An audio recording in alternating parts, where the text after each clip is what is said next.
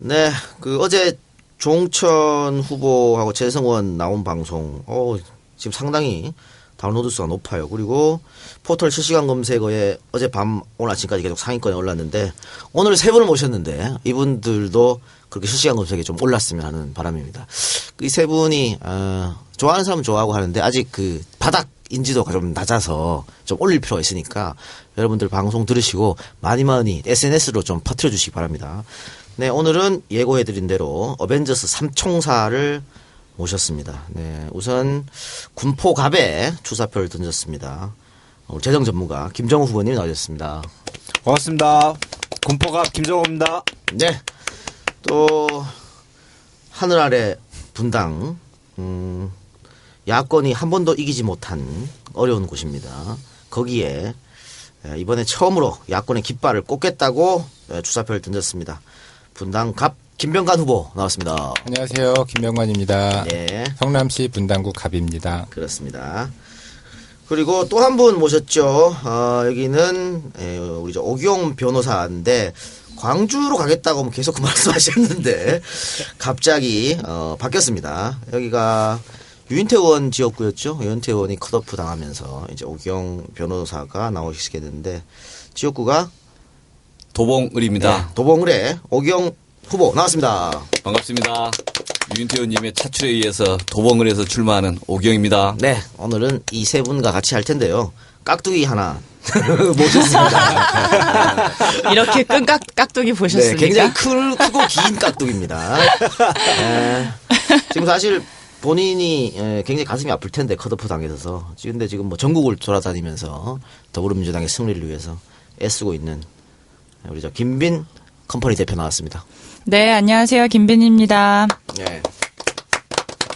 오늘 김빈 대표는 함께 할 계획이 없었습니다만 급작스럽게 이 세 분 오신다고 그래서 방송 이제 들으려고 놀러 왔다가 네, 응원 왔는데 네. 네, 자리가 밖에 없어가지고 안에 앉았다가 지금 방송까지 하게 됐네요. 제가 늦게 오길 잘한 거죠.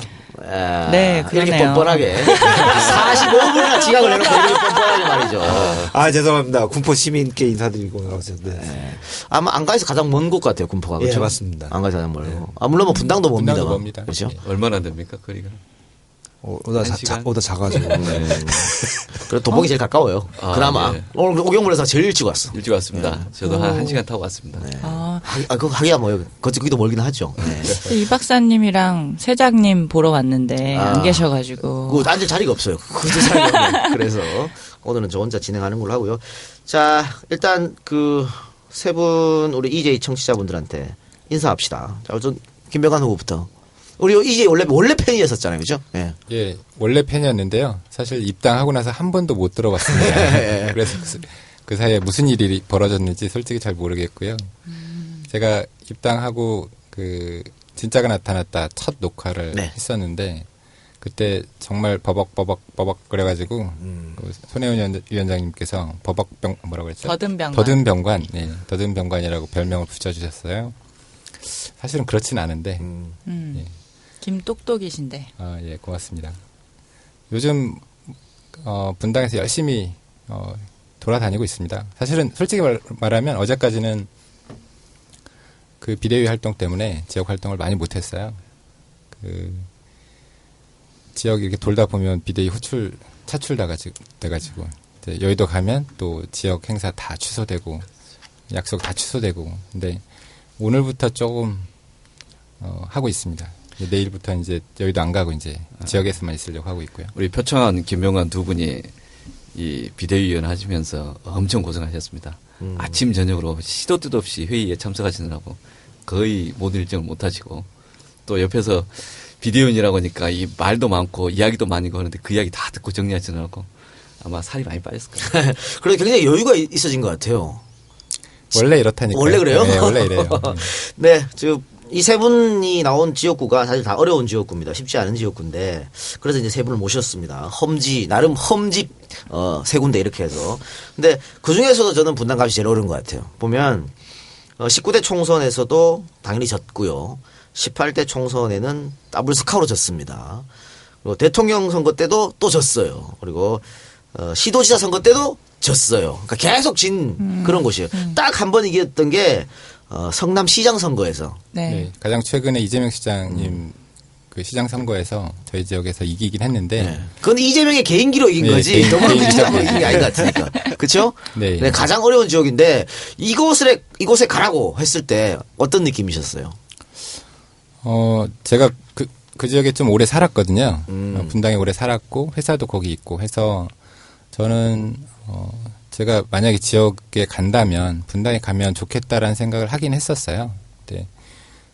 그래서 그리고 이제 거기가 회사가 이제 테크노밸리라고 우리나라에서 네. 어쨌거나 어떤 IT 기업들을 대변할 수 있는 큰 단지가 있기 때문에 저희 이미지와도 좀 맞는다고 생각이 됐고 그래서 뭐 저는 되게 흔쾌히 예, 받아들였습니다. 자신 있습니까?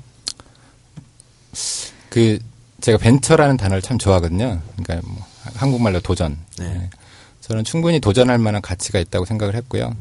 도전해서 뭐 충분히 이길 수 있을 거라고 판단이 듭니다.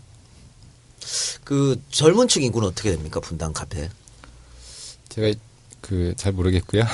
근데 준비가 안 돼 있는데? 못 떨어질 것 같은데? 그런 거 물어보시면 안 돼요. 네. 다른 분들 모를 것 같은데. 근데 그 분당 갑 지역이 평균 연령이 조금 낮아요. 지금 37.4세 이 정도 되고요. 아마 보통 지역이 하면 39세 정도 되는 것 같은데 뭐 한두 살 정도 좀 어린 것 같아요. 그게 그 분당이 일기 신도시 되면서 이제 90년대 초반에 많이 입주를 했다가 지금 아파트들이 조금 노후화되면서 거기 이제 사시던 분들이 그 좀 외곽으로 또 빠지셨거든요. 용인이나 이쪽에 그 새로 아파트들 지어지고 하면서 수지, 이제 용인. 수지. 그쪽으로 네. 좀 많이 빠지셨고 그다음에 판교 지역이 이제 새로 개발이 되면서 그쪽에 이제 또 임대 아파트들이 좀 많이 있거든요. 그래서 좀 젊은 층 인구가 좀 늘었고 그러다 보니까 평균적으로 그 평균 연령이 좀 낮아졌어요. 뭐 비대위 활동 때문에 지역 활동 많이 못했다고 하셨지만 어쨌든 아침이나 저녁에 이렇게 돌아다니면서 인사하고 할 때 반응이나 어떤 분위기는 느끼지 않습니까, 본인이? 일단은 어쨌거나 여당이 강한 그렇죠. 지역이기 때문에 갈 때부터 좀 굳게 마음을 먹고 갔거든요. 가서 이제 뭐 당연히 욕 먹는 거 당연하다고 생각을 했고, 네. 네. 근데 이제 막상 가니까 그런 것 같아요. 지금 이 분당 갑 지역뿐만이 아니고 전국적으로 비슷할 것 같은데 어떤 정치에 대한 혐오감이나 불신 이런 것들이 있고 그게 또 이제 정치를 오래 하신 분들에 대한 불신이나 혐오 이런 것들이 또 있는 것 같아요.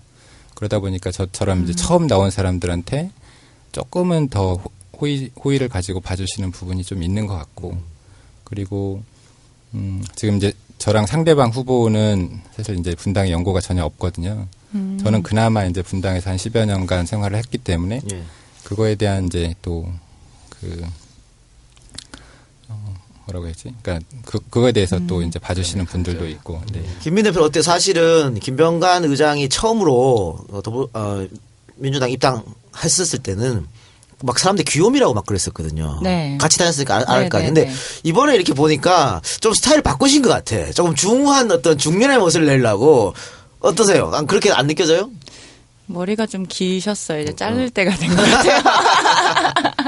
제가 머리 자르러 가야 되는데 그러니까요. 솔직히 그런 시간을 것 못 같아요. 내고 그래서 네. 못 가고 있어요. 그런 거 일부러 그런 건 아니에요? 아니에요. 일부러 그런 것 가야 같지 돼요. 않아요. 이번 주말에라도 네, 가야 네, 됩니다.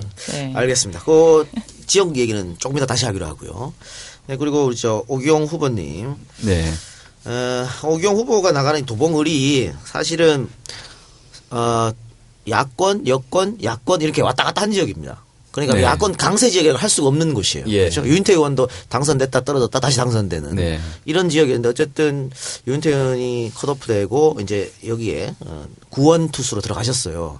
들어갔는데 첫 여론조사라고 연합뉴스하고 KBS하고 여론조사 한 게 있는데 예. 김선동 새누리당 후보입니다. 42.9% 전 의원인데 오기영 22.4% 더블 스코어입니다. 그래서 깜짝 놀라 이렇게 차이가 나나 그랬는데 이 결과에 대해서 어떻게 생각하세요? 아니 어찌 이럴 수가 있습니까? 그걸 저한테 물으면 안 되고 억울해 죽겠네. 억울합니까?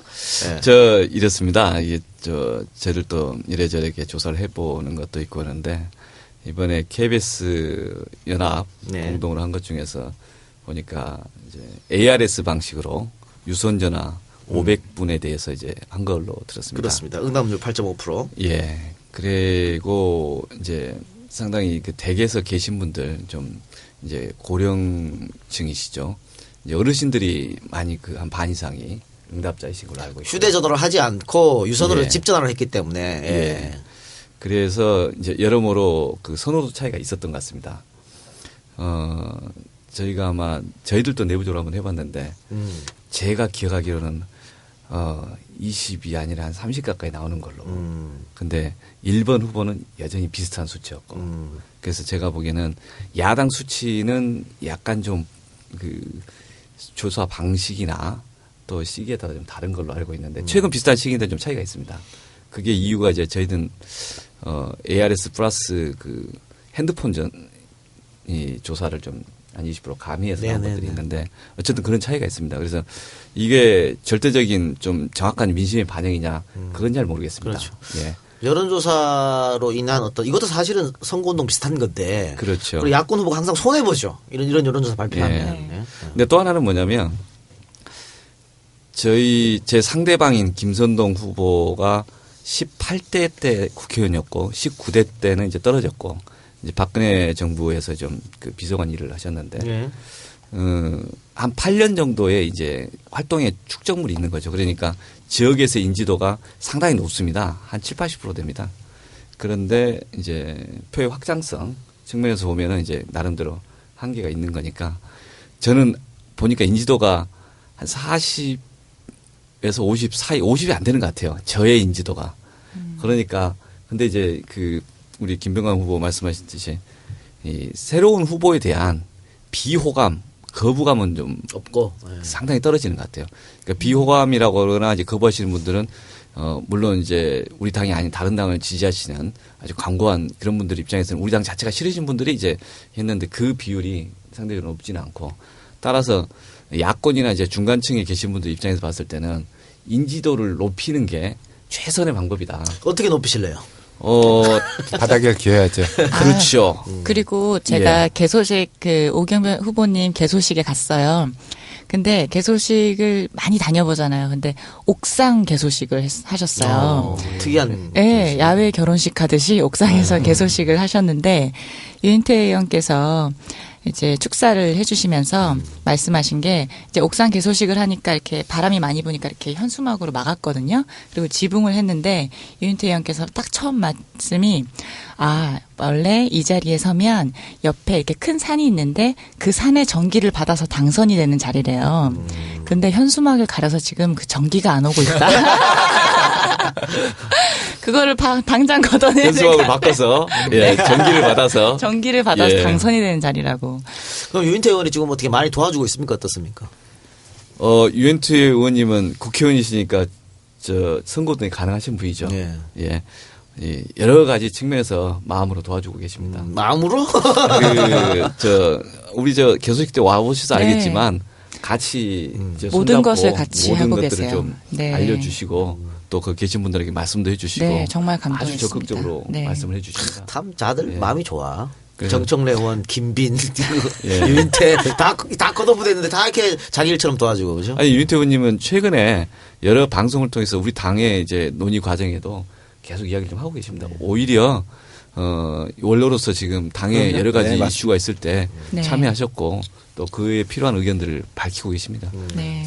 유인태 의원님 그 말씀 되게 감동 받고 하나 들은 게 있는데 오 변호사님, 그러니까 이제 오 후보님이죠. 입에 붙어가지고 오 후보님 그 선거사무소 개소식 끝나는 시간 맞춰가지고 유인태 의원님이 그 바깥에 나오셔서 가시는 분 한 분 한 분 다 손잡아드리면서 인사하면서 맞아요. 지지해달라고 이렇게 또 하셨더라고요. 쉽지 않은 일이거든요. 그렇죠, 예. 그렇죠. 맞아요. 그러니까 다들 이렇게 더불어민주당은 좋은 사람들밖에 없는 것 같아요. 아니 그래서 아까 밖에서 방송하는 정청래 의원 예. 손혜원 네, 후보 네. 뭐 이야기 나왔는데 저희 이제 개소식 하는데 원로 당원이 있었습니다. 예. 우리 유인태 의원님보다 나이가 더 있으신 30년 네. 동안 같이 했음. 그분이 이제 축하 발언을 하시려다가 유인태 의원님 딱 말 한마디 하고는 삼키고는 우셨어요. 그 자리에서. 아, 얘기 안 하고. 그리고는 조용히 내려와서 앉으셔가지고. 네, 그렇죠. 있는데 그 옆에 있는 원로당원이 다 우셨어요. 맞아요. 뭔가 하고 싶은 걸 참았구나. 얼마나 30년 동안 같이 살았던 그렇죠. 정치인 그렇죠. 동지에 대한 그 애틋함이 있었을까. 그래서 제가 그런 마음을 느낄 때마다 참 네. 뭉클해요. 그럼 뭐 이겨야 되죠. 이겨서 보답하는 길밖에 없죠, 뭐. 네. 아, 저도 그래서 어떻게 그 보답할 것인가. 이 어깨가 참 무겁습니다. 그분들 뵐 때마다. 이기면 됩니다. 그러니까 네. 오늘 열심히 해야 되겠습니다. 손혜원 후보 개소식이 있었거든요. 근데 오늘 김정우 후보가 늦게 오신 바람에 네. 우리 이분들 밖에 방청객들 기다리실까봐 손혜원 후보 개소식 틀어드렸어요, 생방송으로. 저 거기 있다 왔어요.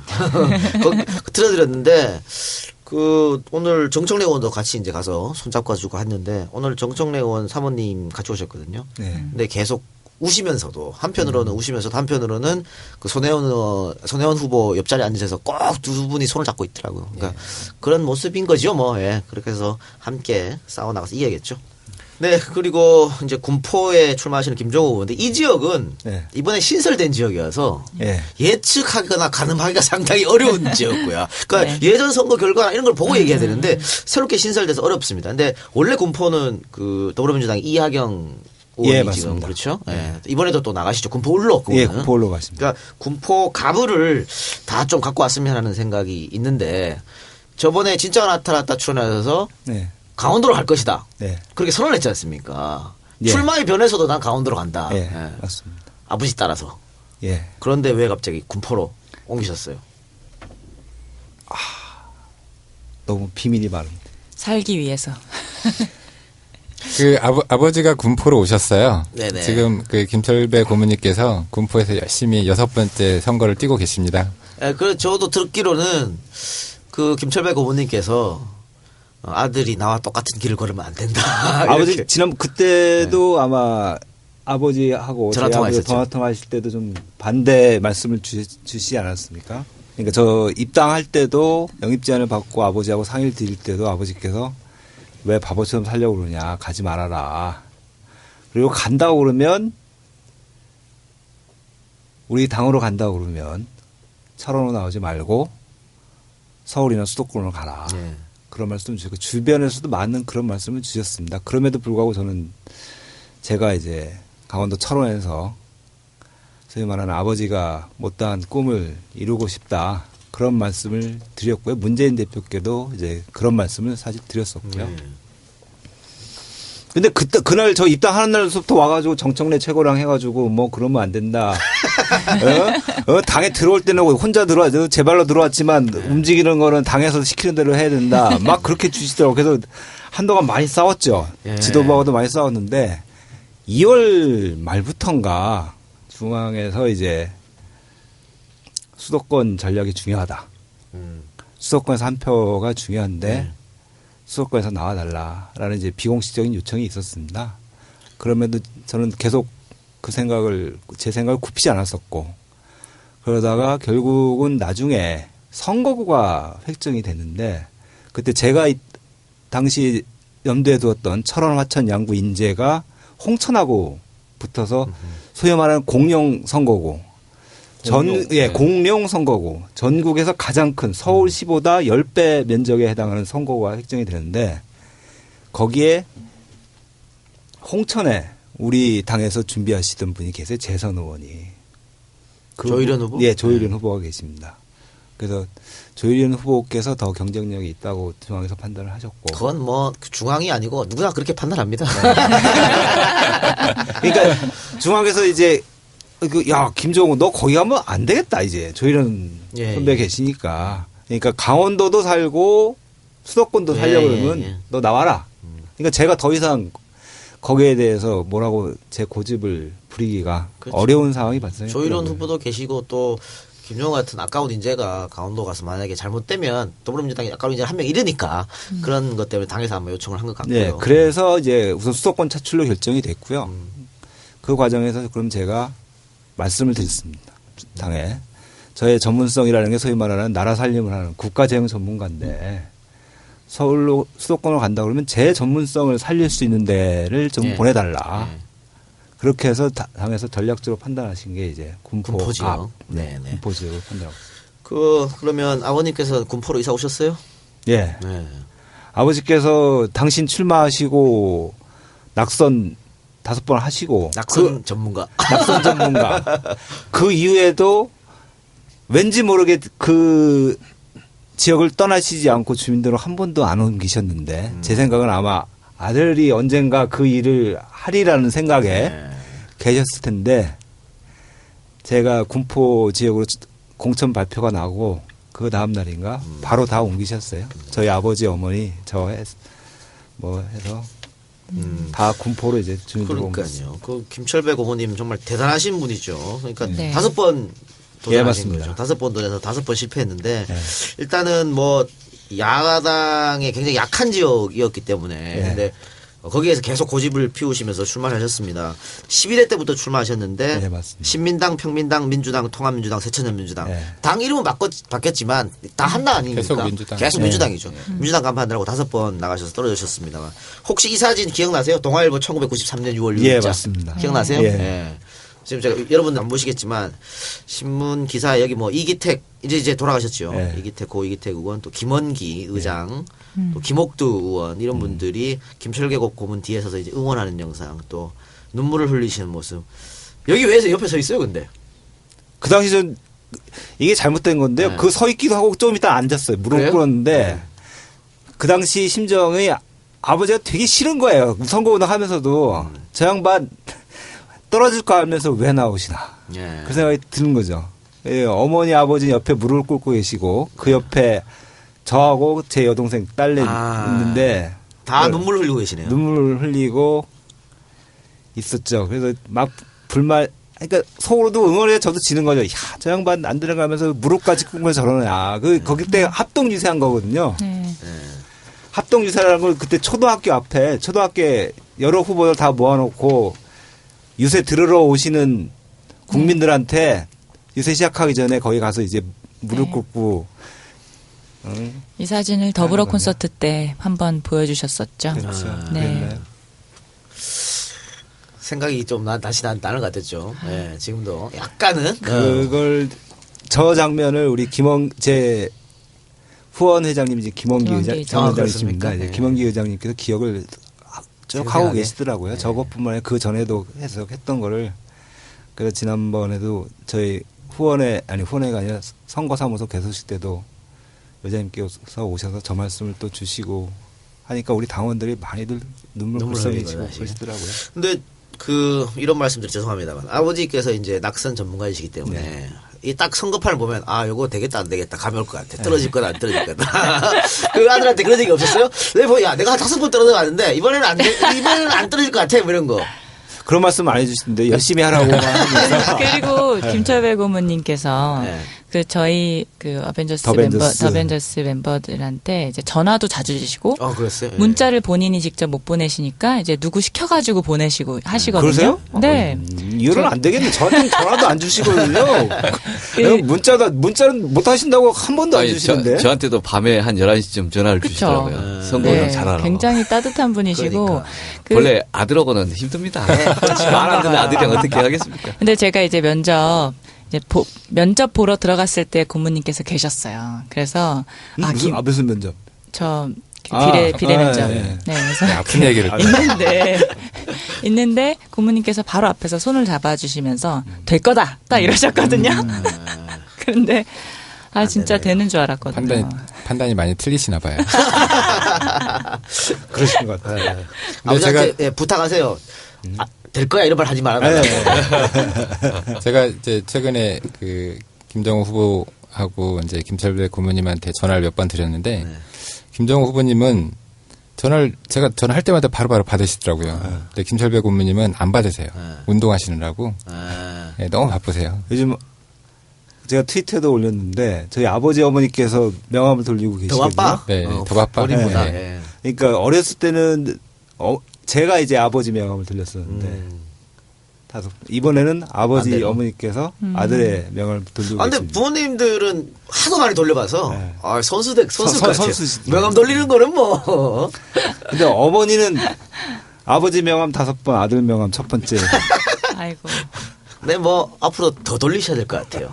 맞습니다. 4년 뒤에도 한 번 더 돌리셔야 될 거. 그때는 재선 의원으로. 네. 네, 알겠습니다.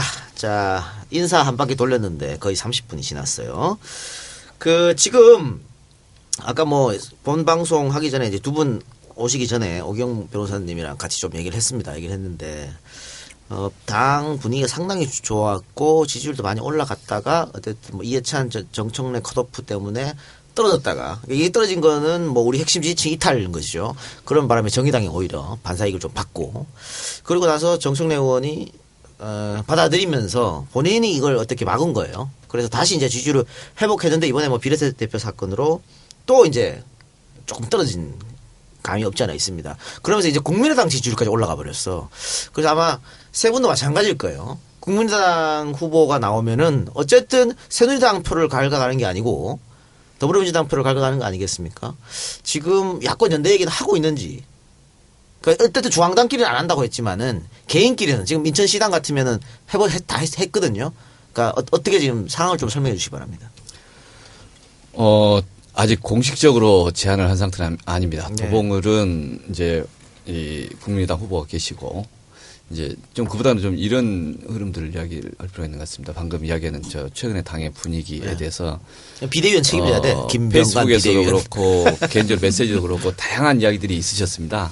이제 우리 당 지지자들께서 네. 제가 종편이 계속 24시간 생중계하는 과정에서도 이 상가를 돌면서 악수할 때 그 악수하는 과정에서 이제 말씀을 하시는 분도 많았고 니네 뭐하냐 이건 뭐다 이런 말씀하시는데 좀 아픔도 있고 근데 변화도 있고 민주주의가 이렇게 이제 조용히 가는 그런 절차가 아니지 않습니까? 예. 그런 제도가 아니고 그래서 서로 다른 의견이 이제 조화롭게 만들어가는 과정이 어떨 때는 이제 아무리 급한 국민이라도 이루어져야 되니까 그런 과정인 것 같습니다. 그리고 지난번에 진짜가 나타났다고 했을 때도 한 말씀드린 게 있었는데 새누리당 정권의 이 변환 과정에 대해서 불만도 많고 지금도 새누리당 정권을 바꾸기 위해서 노력해야 되지만 과거에 이명박 박근혜 대통령 선거 경선할 때 사실상 박근혜 그 후보가 이명박 후보보다 뭐 많은 부분에서 유리한 점이 있었지만 결과적으로 불만이 있었지만 승복을 하고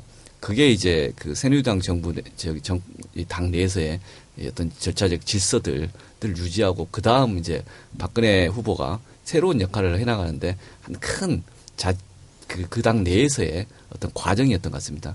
근데 이번에 이제 우리 당 내에서 컷오프라고 하는 절차를 통해서 못 나오신 분도 있고 또 다시 또 이런 변화가 있었는데 그 변화들 과정에서 저도 이제 페이스북에 썼지만 어떤 경우는 이게 고름인지 아니면 생살인지 구분이 안 되고 또 누구는 또 이 생살이 찢어진다고 말씀하시고 그런 것들에 대해서 각자의 어떤 생각과 느낌과 이 의견 차이가 있지만 또 그걸 말을 함부로 할 수 없는 상황에서 입을 다물고 있어야 되는 상황도 있었고 그리고 그런 과정을 묵묵히 또 지켜주고 또 오히려 저희 이제 유인태 의원님 같으면 이제 대승적으로 역할을 해주시는 분들도 계시고 그렇게 해서 지금 우리 당이 묵묵히 총선 승리와 이제 정권 교체를 위해서 나가는 과정이라고 봅니다. 그리고 최근에 중앙위원회 하는 과정에서 저도 이제 중앙위원회 때문에 이틀 동안을 직접 참석을 했습니다. 계속 처음부터 끝까지 하고 그 과정 다 목격했고 그 과정에서 여러 가지 생각도 들었었고 어찌됐든 이 당내 이제 민주적 토론과 그다음 의사결정하는 과정에 일환이라고 생각하시고 또 이해해 주셨으면 우리 당 지지자들께서 가장 중요한 건 우리 당 지지자들께서 또 우리 당에 있는 주요 역할을 하시는 분들께서 그러한 논의 과정에 대해서 이제 우리 내부에 다양한 이견이 있을 수 있고 다양한 변화들이 있을 수 있겠지만 그걸 함께 간다는 그런 게 중요하지 않을까 싶습니다. 그리고 그 중에서 어떤 분들 같은 경우는 기자회견도 그런 이야기 했어요. 내가 당의 주인인데 내가 왜 떠나냐. 그런 말씀 하셨거든요. 정청래 의원도 마찬가지죠.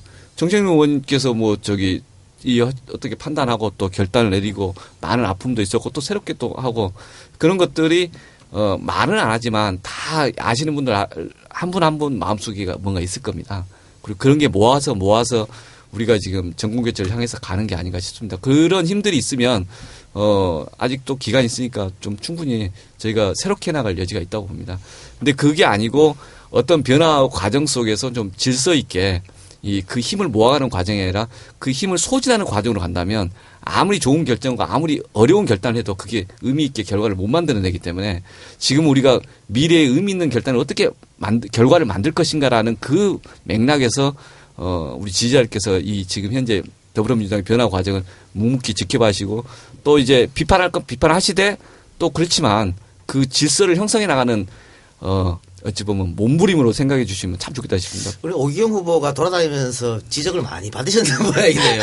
우리 핵심 지지자들에게. 오 변호사님이 확실히 오 후보가 되신 것 같아요. 정치 네. 말씀을 잘 하시는데요. 최근에- 예전과 다른데. 최근에 그 표창원 김병관 비대위원께서 어디 가서 석고 대제도 하시고 하신 거 보면서 제가 참 이제 마음이 무겁더라고요. 그 메시지만 좀 드리고 그랬었는데. 근데 어쨌든 그런 거 우리 좀 뭐 마음을 좀 다치신 분들이 많이 계시지만 그래도 결국은 더불어민주당 사랑하시는 분들이니까 그분들 다시 애정을 줄 거라고 보고요. 또 저는 기대가 새누리당에서 지금 저렇게 저도 정말 막장 중에 완전 막장 짓을 하고 있거든. 네. 그게 아마 수도권에서 충분히 야권에 네, 도움을 네. 주려고 봅니다. 그래서 그 부분은 뭐 충분히 이해할 것 같고요. 그래서 지금 어쨌든 제 질문은 저거였거든요. 야권 연합 연대. 그렇죠. 국민의당. 저희가 이제 이런 질서 있는 변화를 추구하는 이유도 새누리당 장기 집권 저지하기 위한 것이니까. 그렇죠, 그렇죠. 당연히 이제 새누리당 장기 집권 저지를 위해서 누가 열심히 해야 되고 어떤 식으로 해야 되느냐에 대한 논의가 하다 보면 이 결과적으로 야권 연대 이야기 안 할 수는 없습니다. 그건 어느 시기든 조속한 시일 내에 논의를 좀 하려고 그러지만 어느 것이든 간에 후보들 사이에서 짝사랑해갖고 될 수는 없습니다. 물리적으로도 불가능하고요. 그러니까 서로가 이제 큰 원칙에 있어 같이 풀어나가야 되고 그런 후보들 간의 논의가 어느 시기에 적절한 것인가는 각 지역구마다 그 후보들의 성향마다 차이가 있습니다. 그래서 일단은 되게 조심스럽게 지금 접근을 하고 있고요. 또 하나는 결국에 모든 결정은 그 후보자 개인이 결정하는 게 아니라 투표하시는 이제 시민들이 결정하시는 거거든요. 그 지지자들 입장에서 봤을 때 누가 새누리당 후보를 제대로 극복할 수 있는 사람인가. 그래서 이제 총선을 승리할 수 있는 그 후보자인가에 대해서 야권 후보자들께서 같이 판단할 수 있는 기회를 줘야 되는 거 아니야. 그리고 그 속에서 결과적으로 이제 아주 멋진 연대가 이루어지든 아니면 우리 시민들의 전략적 투표에서 사실상 그렇게 되든 그런 방향으로 가기를 좀 희망하고 있습니다. 국민의당 후보가 어쨌든 나온 거죠, 일단은. 네, 나왔습니다. 공천 받은 거고. 그렇습니다. 네. 예. 지금 군포는 어떻습니까? 군포는 좀 배경 지식이 좀 필요한데요. 우선 야권 강세 지역이다라고 하기는 좀 어렵습니다. 어렵죠. 예. 왜냐하면 지금 대부분 거기가 야권에서 계속 당선된 걸로 기억을 하시는데 특히 김부겸 선배님께서 3선을 하시고 했는데 김부겸 선배님께서 처음에 당선되실 때 한나라당으로 당선되셨어요. 16대 때. 그러시고 그동안 보면 계속 양자구도했어요. 15대 재정부 선배님부터 해가지고 19대 때까지 양자구도에서 선거를 치러서 그나마 이제 한 번 빼놓고는 우리 야권이 이긴 건데 지난번 19대 때 선거만 해도 3,000표 차이로 이겼습니다. 이하경 선배님께서. 근데 그건 갚고 울고 나누기 전에 3,000표예요. 예. 그러니까 지금처럼 갚고 울고 나눠줬다 그러면 1,500표 차이로 이긴 거예요. 근데 지금 현재 우리 갑구에는 어떻게 되냐면 국민의당도 나오고 정의당도 나와 있습니다. 이게 신설되다 보니까 그런 상태인데요.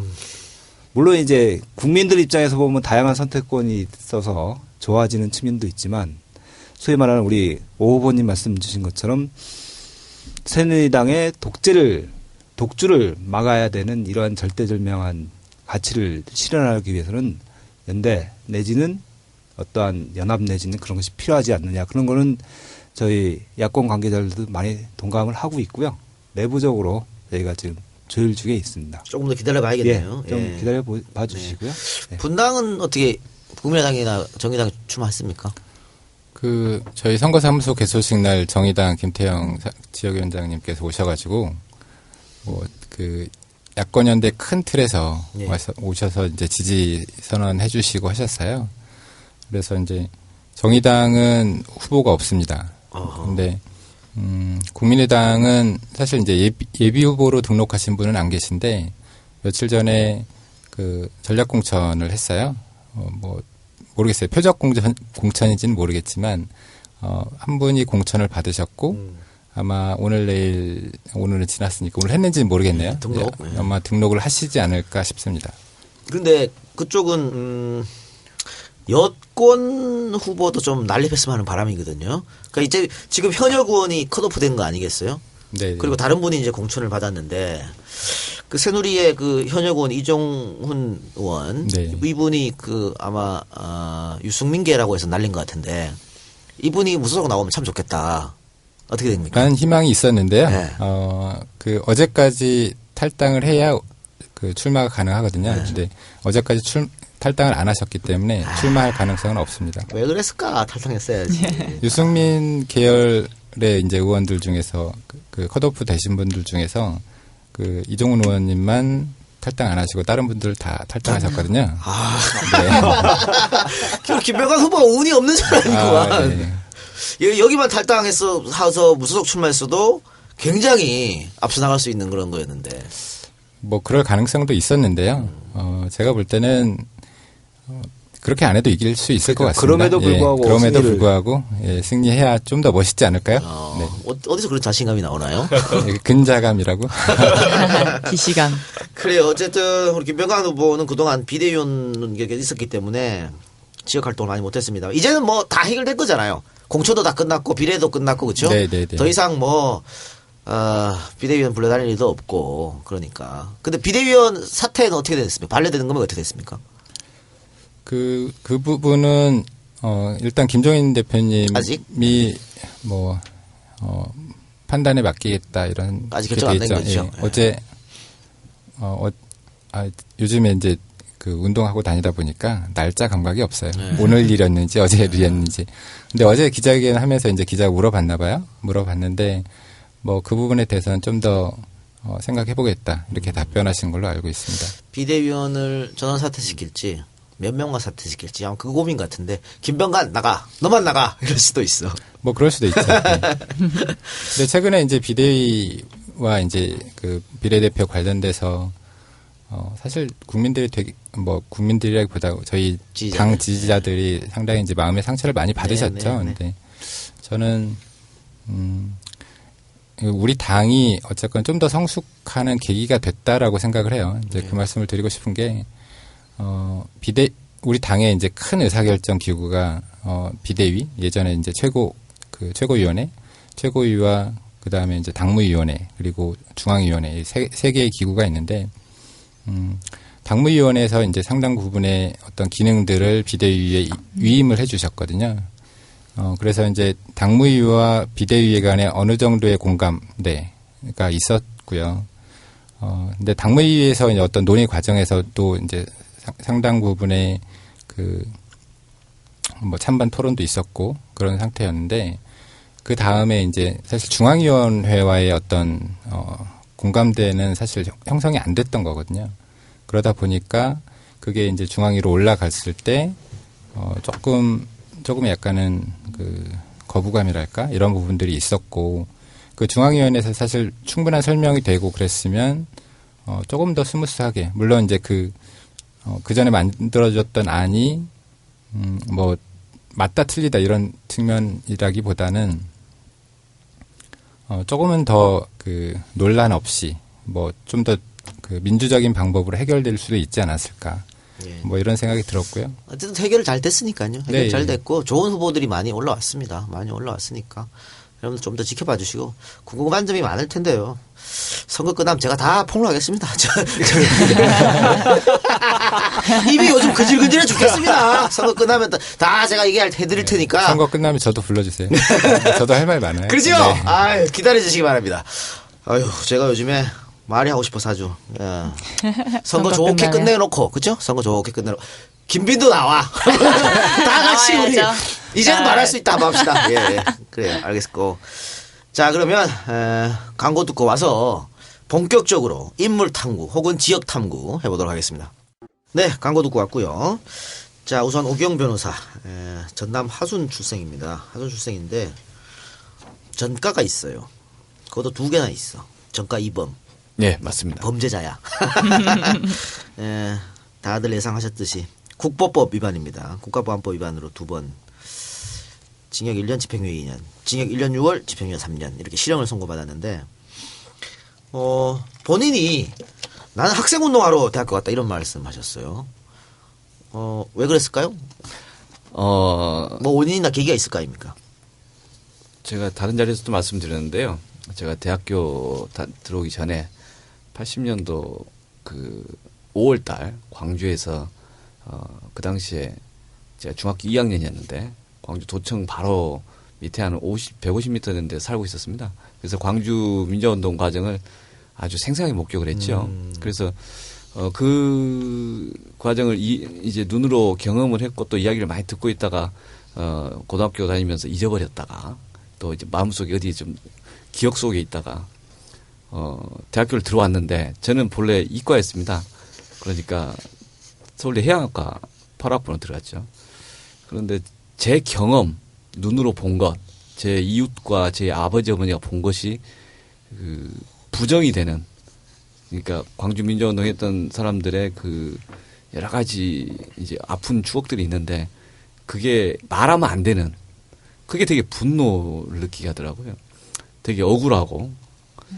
그래서 이제 학생운동 하려면 그 당시에는 이제 사회학과가 워낙 학생운동을 많이 했으니까 사회학과를 가든지 문과로 가야 되겠다라고 생각해서 한 학기 딱 마치고 기말고사 보고 와서 바로 내려가서 휴학을 하고 그래서 재수를 했습니다. 그리고 하다 보니까 이제 두 번째 들어갈 때 학생운동 하러 갔다 이런 식의 이야기를 좀 했었는데 그래서 법대에 이제 들어갔는데 물론 학생운동이 머릿속에 있었기 때문에 들어가서 졸업할 때까지 해서 제가 공법학과 사법학과 있는데 공법학과 공부를 좀 더 못하고요. 사법학과 공부를 좀 잘합니다. 근데 공법학과 제가 꼴등으로 졸업했습니다. 주로 대학 다닐 때는 이제 후배들이랑 같이 여러 가지 또 선후배들이랑 공부하면서 학생운동 주로 했었고 학생회장 했었고 그러니까 그 과정에서 이제 총학생 일을 하다가 한 번은 이제 여러 가지 국가법 위반에 한번 잡혀 들어갔고 또 한 번은 총학생회 관련해서 두 번째 잡혀 들어갔고 별로 재미없는 얘기네요. 그렇죠. 제가 지금 오 후보 얘기를 들으면서 야 이거 많이 잘라내야겠다 그런 생각을 했어요. 너무 재미가 없어서 많이 잘라내야겠다 생각인데 지금 저도 신문기사를 하나 갖고 왔는데 1996년 경향신문 기사예요. 보안법 전력 사시 2차 합격생 면접서 탈락 위기 구제 호소 이렇게 된 제목이 되어 있는데 그분이시군요. 그분이 이분이에요. 예. 그러니까 서울대 법대 학생회장 출신의 오기영 씨는 서울대 활동가 조직 사건 등에 연루돼서 국가보안법 위반죄로 징역을 받고 쭉 설명됐는데 어쨌든 시험 중 2차까지 합격했어요. 그런데 이런 전력 때문에 면접에서 아웃될 위기. 그래서 좀 구제해달라 이랬었는데 이 결과는 어떻게 된 겁니까? 구제됐습니까? 본래 이제 그 당시 법규상 예. 이게 시행령인데 집행유예 기간이 그 당시 1년 6월에 3년이었지 않습니까? 제가 항소도 했었기 때문에 이제 그게 좀 늦게 결정이 됩니다. 그리고는 이제 문민정부 태동할 때부터 해서 3년이 지나고 나서 2년이 또 지나야만이 공무원이 될 자격이 있습니다. 그 당시 국가공무원법상. 근데 이 집행유예는 끝났고 1년이 경과할 무렵에 이제 면접. 제가 1차, 2차 다 합격한 거죠. 그리고 3차 시험을 보는 면접 날을 기준으로 했으면 이게 경과가 안 된 겁니다. 마지막 그 기간이. 그래서 이제 면접 자격이 박탈됐죠. 못 봤어요, 그래서? 예, 면접도 못 가고 이제 끝났습니다. 그리고 나서 사실 면접이라는 건 거의 요식행위잖아요. 90년대는 거의 없었죠. 거의 그러니까. 이게 이제 이런 전력으로 한 경우는 없었고 옛날 유신 때나 이제 전두환 시절에는 그랬었는데. 그럼 시험 사실 또 본 거예요, 그러면? 예, 그래서 그 다음에 1, 2, 3차 다시 봤습니다. 시험의 신이네요. 그러니까 대단하시네, 그거는. 우리가 이렇게 하는 게 시험 보는 것밖에 없습니다. 아니 그러면 학교 다닐 때 그렇게 학생 운동도 하시고 그걸로 두 번의 전과도 있고 하시는데 그러면 우리가 생각하기에 뭐 민변이나 이런 데 가서 인권 변호사를 하고 이렇게 보통 생각하잖아요. 근데 왜 정말 그 유명한 로펌에 들어가셨어요? 제가 민변 안 간 것에 대해서 많은 욕을 얻어먹고 살았습니다. 한 10년 이상을. 예. 그게 이제 특히 같이 그동안 했던 그 당시에 했던 분들이 민변에 가서 뭔가 좀 일해야 되는 거 아니냐라는 이야기를 하셨는데 저도 그에 대한 부채식이 있습니다. 그런데 이제 1989년부터 92년 사이에서 이제 동구 사회주권 변화가 있고 많은 사람들이 이제 뭐 할까 고민했었고 아마 그 당시엔가 원희룡, 송영길 이런 분들이 뒤늦게 사법시험 봤을 때 저도 한 2, 3년 있다가 이제 뒤늦게 사법시험 봤고요. 주로 머릿속엔 그런 거였죠. 사회를 너무 이제 기계적으로 생각을 했거나 너무 관념적으로 생각했던 거 아니냐. 그래서 사회 속에서 배우고 좀 다시 시작해야 되는 거 아니냐 이런 의견들이 좀 있었고 저도 제 스스로를 봤을 때 한번 이 사회 속에서 열심히 일하는 사람들 어떻게 사는지 보고 싶고 그 안에서 한번 해보고 싶다. 그런 생각이 있었고요. 근데 그 당시 제가 선택할 수 있는 것들 중에 하나가 저는 저보다 2년 전에 합격했던 사법시험 합격했던 분들은 그 당시에 전과가 있는 분들은 판사 임용 시험 다 떨어졌습니다. 판사 임용 안 되고 검사 임용도 안 되는 시기였고 이제 그 중에 제가 이제 우리 사회에서 주로 기업들 관련 업무를 하는데 한번 가보자 해서 들어가서 이제 그래서 한 5년 배우면 나올 줄 알았는데 한 16년을 일했습니다. 예, 그리고 그 16년을 일할 수 있는 동력은 제가 이제 남북 관계에 대한 관심이 좀 있었으니까 네. 그것에 대해서 뭘 배울까 하다가 이제 개성 때문에 좀 더 하게 됐고 미국 네. 가서 1년 동안 이제 할 때도 이제 개성 관련 즉 네. 미국의 북한에 대한 이제 제재가 어떻게 이루어지는지 그에 대한 관심 때문에 했었고 중국이 연결된 이유도 북한의 기업개방법제를 공부해야 되는데 중국 거를 기본으로 해서 많이 네. 남북 사이에 논의가 되더라. 그러니까 중국어 보자. 그래서 이제 중국을 가게 됐고 중국 갔다 오니까 아 이거 잠시 반년 정도 중국어 어학 연수만 하고 왔는데 중국이 2년이 돼서 중국 관련 이제 네. 합작 투자 업무를 하게 되니까 다시 상해에 가서 있어라 해서 상해 사무소 만들 때 5년 반. 그게 2년이 됐습니다. 그래서 지금까지 쭉 그 16년 동안 이런 일을 하게 됐죠. 그래서 이제 경제통상 전문가라는 소리를 들었지 않습니까? 네. 근데 그냥 경제통상 전문가라 그러면 뭔지 잘 모르겠어요. 뭐 경제통상이 뭐야 도대체? 경제는 알겠는데 경제통상은 뭘 뜻하는 겁니까? 이게 용어를 이렇게 언론에서 어렵게. 받는 용어와 실제 이제 아하. 업계에서 하는 용어는 좀 다른 것 같습니다. 예, 예.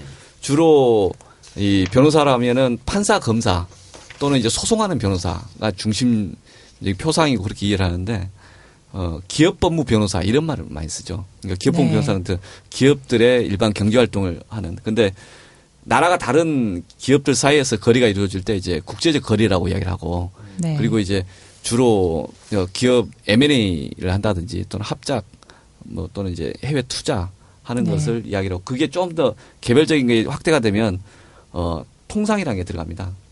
이제 용어가 좀 그렇게 막 들어가는데 주된 업무는 이런 걸 했습니다. 우리나라 기업이 중국에 가는데 중국의 어느 지역에다가 공장을 세울 때 그 지방 정부랑 어떻게 협상할 것인가, 그럼 거래 구조 짜는 거, 그 다음에 그 상대방이 중국 기업인데 중국 기업이랑 한국 기업 사이에 합작하거나 협상을 할 때 어떻게 하느냐, 뭐 이런 업무가 주된 업무였습니다. 또는 그러다가 나중에 분쟁이 발생하면 이제 소송이 붙거나 중재가 되는 거죠. 그거 관련된 업무 자문하는. 이 전문 분야가 만약에 국회로 들어가면 어떻게 활용이 되는 거죠? 저는 이제 이 한중 관계를 보면서 이 주된 논의 중에 하나가 한중 FTA나 또는 한 국가 간의 이제 경제적 협력이 얼마나 필요한지 중요한지 그런 생각을 많이 했습니다. 개별 기업이 열심히 노력해서 풀 수 있는 게 있지만 개별 기업이 풀 수 없는 게 국가가 정치가 제도적으로 전략적으로 풀어야 될 일이 있습니다. 저는 네. 그런 일을 하고 싶었습니다. 근데 그걸 정말 찾아서 쓸모 해보고 있을 것 싶습니다. 같아요. 네, 알겠습니다. 김종인 대표가 사실 오셔가지고 많이 우클릭한 거 아니겠습니까? 어쨌든 선거의 승리를 위해서 그렇게 한 건데 북한 개멸론 이렇게 얘기하고 또 개성공단 문제에 대해서 그러니까 더불어민주당 지금까지 정신하고 맞지 않는 그런 발언했을 때는 어떤 생각을 하셨어요? 개성공단도 전문가니까. 지금까지 일관되게 말씀드린 게 있었는데요. 북한 괴멸론은 북한과 이제 대화와 협상을 언젠가 하겠다라는 것을 포기하는 거라면 그건 아니다. 수사적인 의미에서는 논의할 수 있지만 네. 전략적으로 판단하는 그런 건 아니다라고 봅니다. 이미 이명박 박근혜 정부 8년 동안 북한에 대해서 접촉을 시도하면서도 한편으로는 이제 봉쇄하는 듯한 그런 정책을 추진한 게 아닌가라는 생각이 드는데 그게 지금까지 남북관계 개선에 아무런 성과가 없었습니다. 실제. 그리고 북한이 그렇다고 해서 붕괴가 된다면 북한 괴멸이 의미 있는 정책적 수단이 될 수가 있고 또 목표가 될 수가 있는데 지금 그런 식으로 정책을 추진하고 있는 주변 국가가 없지 않습니까? 다시 말해서 미국이든 아니면은 중국이든 러시아든 일본이든 북한을 봉쇄해서 붕괴할 것이다. 봉쇄하면 될 거다. 그렇게 전제로 하지는 못하고 있지 않습니까? 중국이 그걸 전략적으로 그런 생각을 안 하고 있기 때문에 다른 주변 국가들은 그런 방안을 못 만들고 있는 거거든요.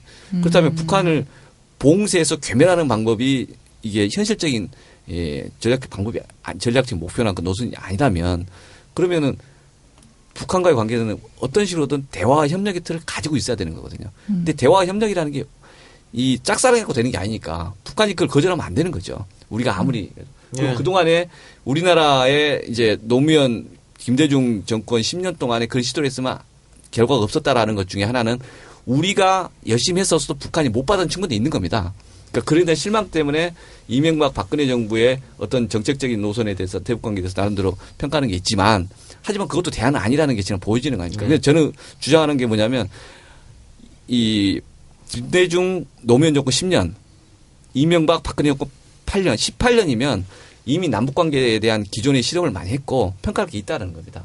그리고 그 속에서 제가 얻은 잠정적인 생각은 남북 관계 봉쇄하고 되는 건 아니다. 대화의 통로를 갖고 있어야 된다. 그 대화의 통로가 서로가 더불어 먹고 사는 그 경제적 구조를 만들어야 되는 건데 그게 바로 개성공단이었다. 이렇게 생각하는 거죠.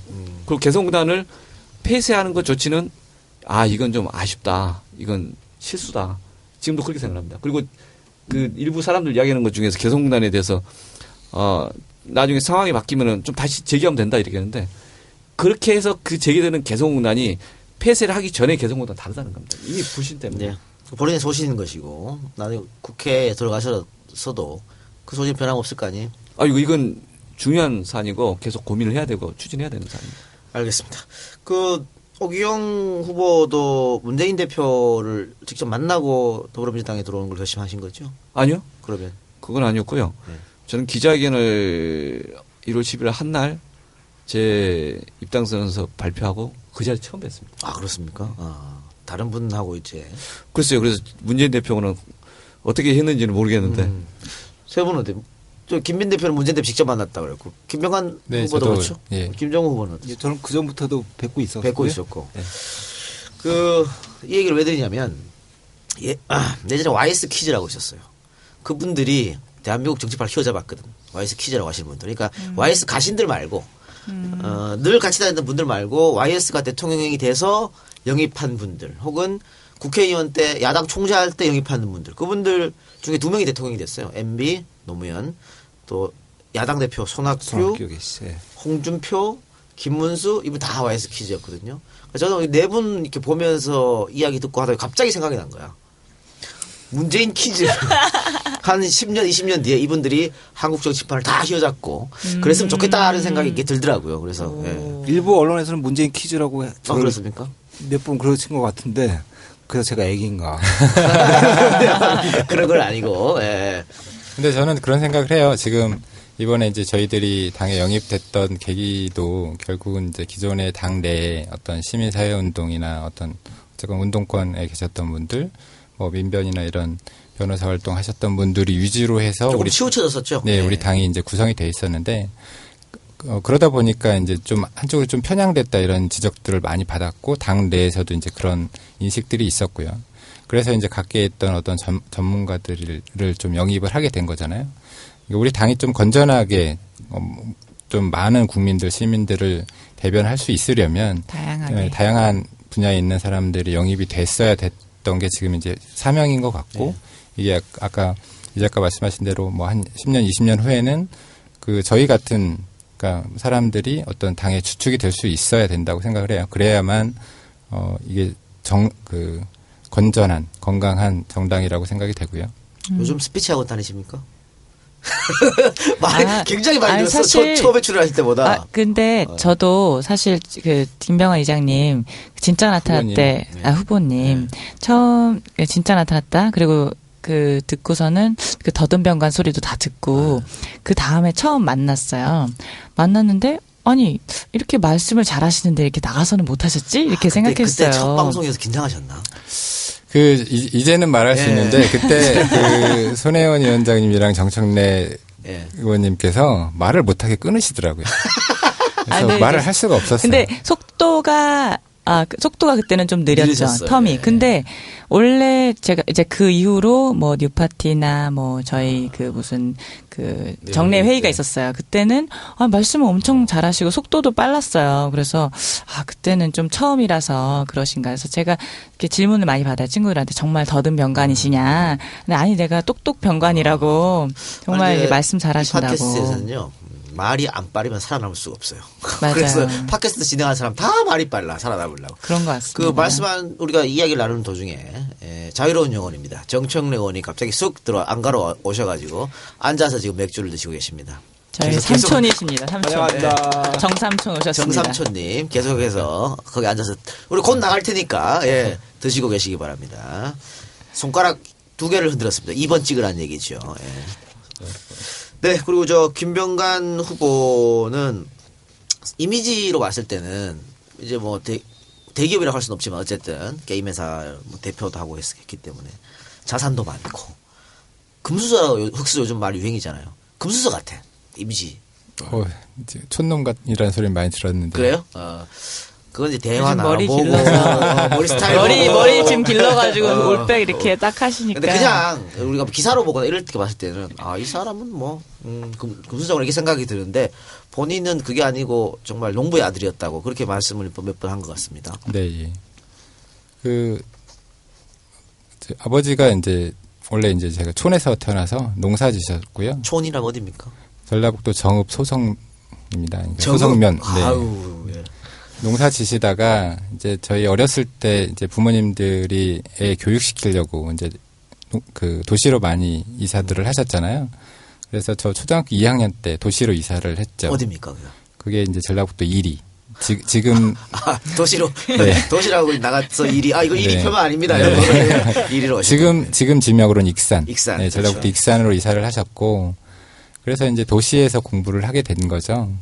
근데 이제 도시로 가셨는데 원래 이제 농사 지시던 분이니까 어떤 특별한 기술이 있는 건 아니잖아요. 이제 뭐 많이 배우신 분도 아니고. 그러면 농사를 원래 짓다가 아들 교육 때문에 직업도 바꾸신 거예요? 그렇죠. 어. 이제 그래서 이제 도시에 가서 이제 하실 수 있는 게 보통 이제 그때 많이 하신 게 뭐 그 건축 현장에서 일을 하시던가 뭐 그런데 저희 아버지는 그 공장에서 이제 그 트럭 들어오고 나가고 할 때 이제 짐 내리고 싣고 이제 그런 이제 하용노동 네. 일을 하셨죠. 그거 힘든 일인데. 그렇죠. 예.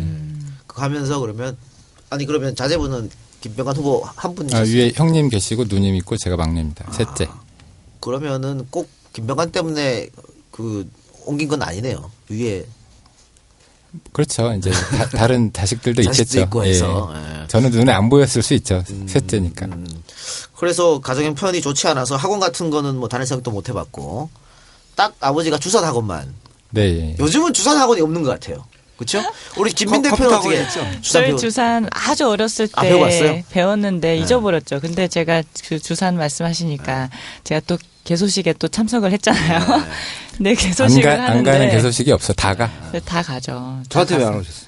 그때 향자 언니랑 겹쳐가지고 양향자 상무님 잘하셨어요. 겹쳐가지고 제가 그리 가라고 양자한테 밀렸어. 아니요 그게 아니라 아니, 제가 가라고 양향자 했어요. 상무님이 제 출마 선언 때문에 일부러 광주에서 올라오셨기 때문에 그 눈물에 잘하셨어요. 네 그런데 제가 개소식에 김병관 후보님 개소식에 갔는데 이제 그동안 살아온 그 영상이 이제 막 이렇게 틀어오는 거예요. 근데 제가 빵 터졌잖아요. 왜?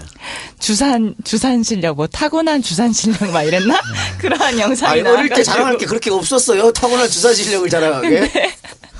제가 상도 받았더만요. 그래서 주산이 진짜 멋지게 막 이렇게 영상이 나오는 거예요. 그래서 주산으로 해서 게임을 잘했다. 이거죠. 게임을 초등학교 잘했다. 다닐 때는 이제 예전에 이제 주산 대회가 되게 많았거든요. 그쵸. 그러니까 그 운동 선수들이 합숙하면서 이제 운동하듯이 저는 주산 학원에서 거의 합숙은 아니었지만 거의 주산 학원에서 생활을 했어요. 그래서 이제 선수부 생활을 했거든요. 그거 혹시 뭐 자격증 있지 않았어요? 1급, 2급 뭐. 있죠. 예. 얼마나 그 땄어요? 저는 6단.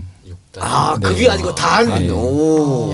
처음 들어봐요. 충분히 광고할만 하네요. 그러니까 아, 그래서 암산으로 쭉 나오겠네. 그래서 뭐. 그 주산 화면이 어디라는 상당히 예. 긴 시간을 할애해서 주산이 멋지게 막 이렇게 보통 지나가면서. 어릴 때 주산학원 보내놓으면 그 학원에서 받은 주산 가지고 발을 묶어가지고 그걸로 맞아요. 스케이트 타고. 맞아요. 전 그랬거든요. 그치? 네, 어. 전 발에 묶어가지고 와 재밌다 이러면서 이렇게. 네. 그래서 이제 주산 배웠던 게 저는 사실 되게 도움이 많이 됐어요. 그러니까 초등학교 때는 공부는 안 했었고요. 주산학원 다녔던 기억밖에 없거든요.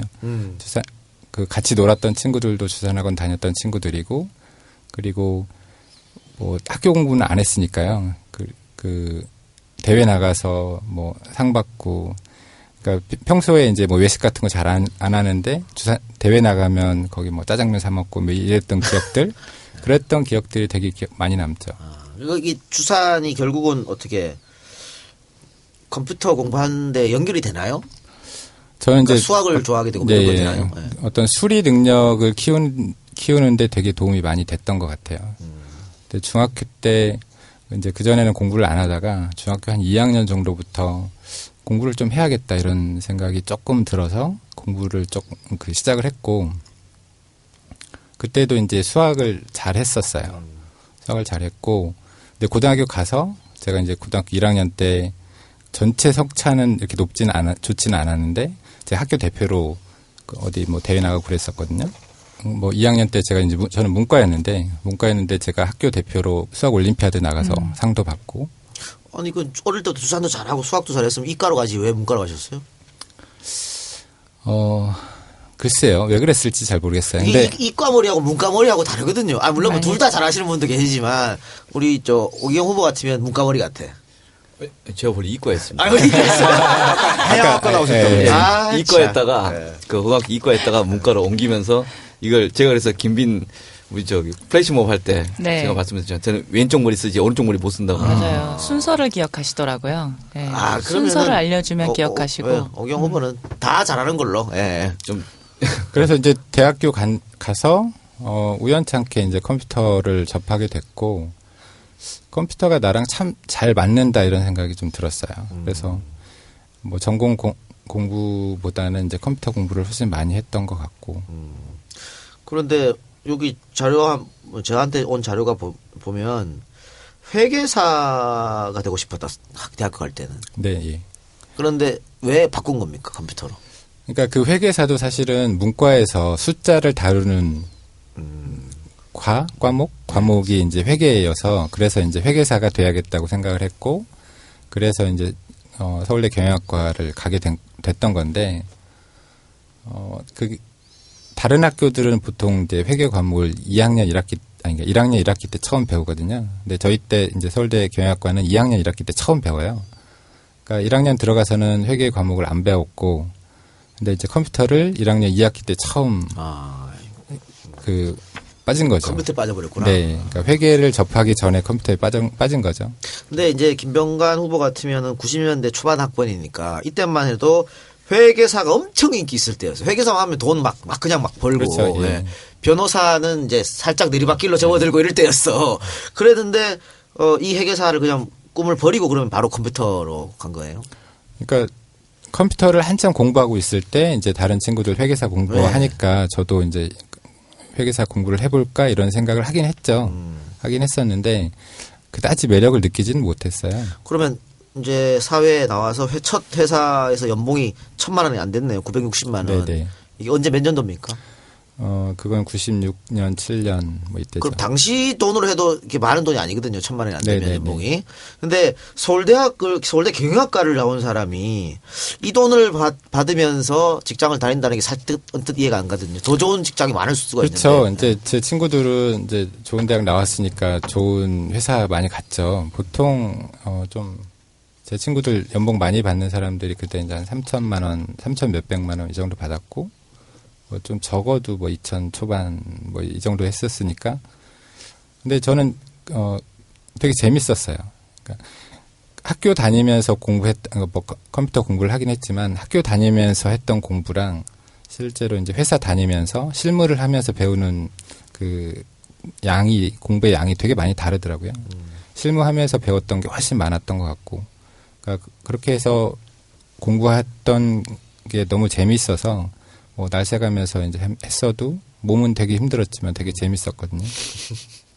저런 말 하는 사람 제일 짜증나. 열정으로 움직인다고 막 이러고. 전 우리는 이해가 돈으로 가는데. 움직이는데. 이해 가요? 네, 저도 굉장히 예전에 박봉에 열심히 했었던 기억이 나요. 우리는 네. 돈을 많이 주면 갑자기 열정이 생기는데. 그래요. 960만 원 받고 처음에 그렇게 열심히 이제 하시다가 그리고 이제 정말 젊은 나이에 창업을 한 거죠. 말 그대로 벤처 회사. 네네. 그렇게 해서 그 뒤로는 이제 뭐 벤처 성공 신화를 썼다. 뭐 여러분들이 아마 다들 아실 겁니다. 근데 그렇게 하면서 이거 좀 특별한 게 있는데 사회적 기업을 설립했습니다. 네네. 이게 언제 만든 거예요? 제가 정확하게 기억이 안 나는데 아마 2010년인 것 같아요. 예, 2010년에 저 이제 평소에 알고 계시던 분, 이제 그런 사회사업 같은 거 많이 하시던 분인데 어떤 한 분을 소개시켜 주셨어요. 예. 그분이 이제 저한테 이제 설명해 주신 게 그 중증 장애인들을 데리고 어떤 기업을 좀 만들어 보고 싶다 이런 말씀을 하시더라고요. 보통 이제 그러니까 장애인 기업들이 많이 있긴 한데 대부분 장애인 기업에서 고용하는 분들이 대부분 좀 경증 장애인들이 많아요. 뭐 예를 들어서 이제 하반신을 못 쓰더라도 상반신 쓸 수 있으면 또 다 할 수 있고 그리고 어쨌건 이제 대부분은 어떤 한 부분이 좀 불편하신 분들 그런 분들이 어떤 장애인으로 고용이 돼서 이제 그 기업 활동을 하시는데 그분은 중증 장애인 이제 우리가 보통 말하는 자폐가 있는 사람들 그리고 자폐에서도 조금 경도가 좀 심하신 분들을 데리고 회사를 하고 싶다 이런 얘기를 저한테 하시더라고요. 근데 이제 그런 중증 장애인들만 구성해서는 회사가 그러니까 그분들만 가지고는 일을 하기 어렵기 때문에 어쨌거나 또 노인 일자리 이런 부분들이 또 사회의 하나 큰 이슈잖아요. 그래서 장애인 2명에 뭐 70대 이상의 어떤 노인분, 그러니까 2대1 2명 대 1명 이렇게 페어로 묶어서 같이 일을 하게 되면 뭔가 일을 할 수 있을 것 같다 해서 그렇게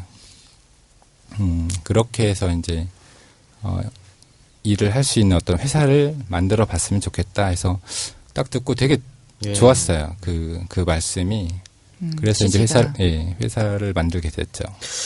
그러면 이게 이제 어려운 분들, 중증장애인 노인들한테 일자리를 주는 그런 회사군요. 그러니까 이게 이제 단순히 돈이나 무슨 뭐 물품이나 뭐 장학금을 주고 이런 기부 단체가 아니고 일자리를 주는. 그러니까 장애인들도 그렇고 이제 어르신들, 노인들도 마찬가지인데 뭐 돈도 사실 되게 중요한 부분이지만 자기가 뭔가를 할 수 있다, 일을 할 수 있다라는 게 사실 되게 중요한 부분이거든요. 예. 자기가 존재하는 이유가 될 수도 있는 거고.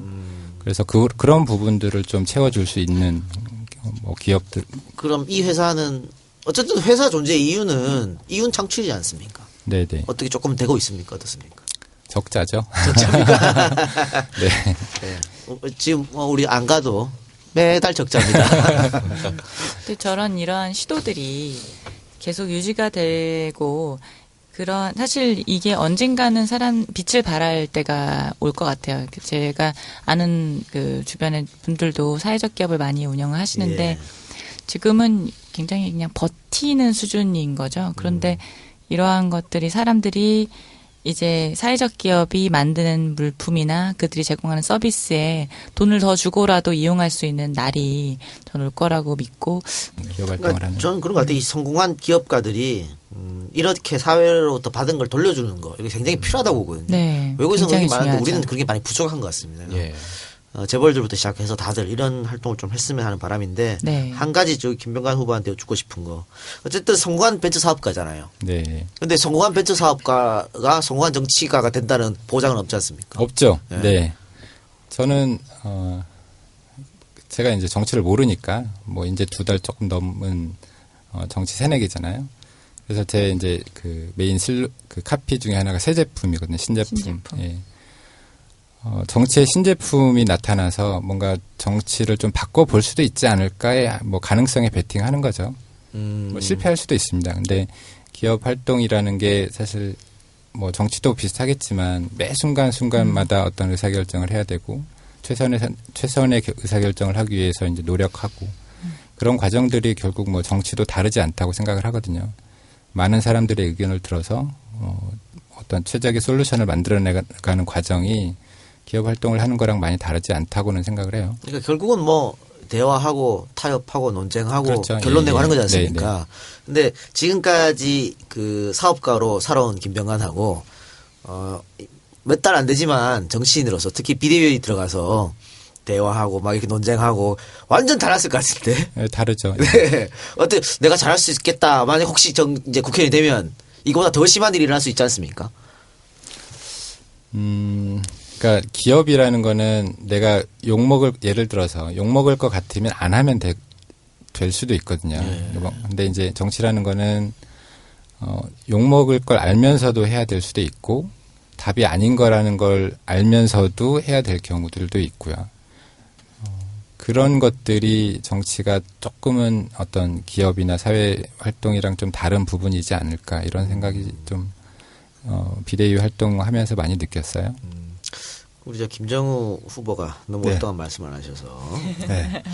우리 김 후보님은 쭉 어떻게 공무원으로 오랫동안 지내신 거죠? 거의 20년 가까이 20년 했습니다. 가까이 예. 공무원 하셨었는데 김병관 후보를 보면 완전 나랑 다른 삶을 살았던 사람이 아닌가 그렇게 생각될 것 같아요. 그러니까 본인이 계속 이 벤처 사업가로서 도전하는 모습이었고 예. 어떻게 보면은 공무원으로서 이거하고는 좀 다른 삶이잖아요. 그렇죠. 완전히 다른 삶이죠. 근데 보면서 어땠습니까? 그 전에 뭐 안면이니까 이런 건지는 알았죠. 정치권에 와서 처음 뵈신 거 아니에요? 그렇죠. 예. 저보다 입당 한 며칠 선배? 5일 선배 되시죠. 전 1월 3일입니다. 13일. 열흘 선배시네요. 많이 선배시네요. 엄청 선배님.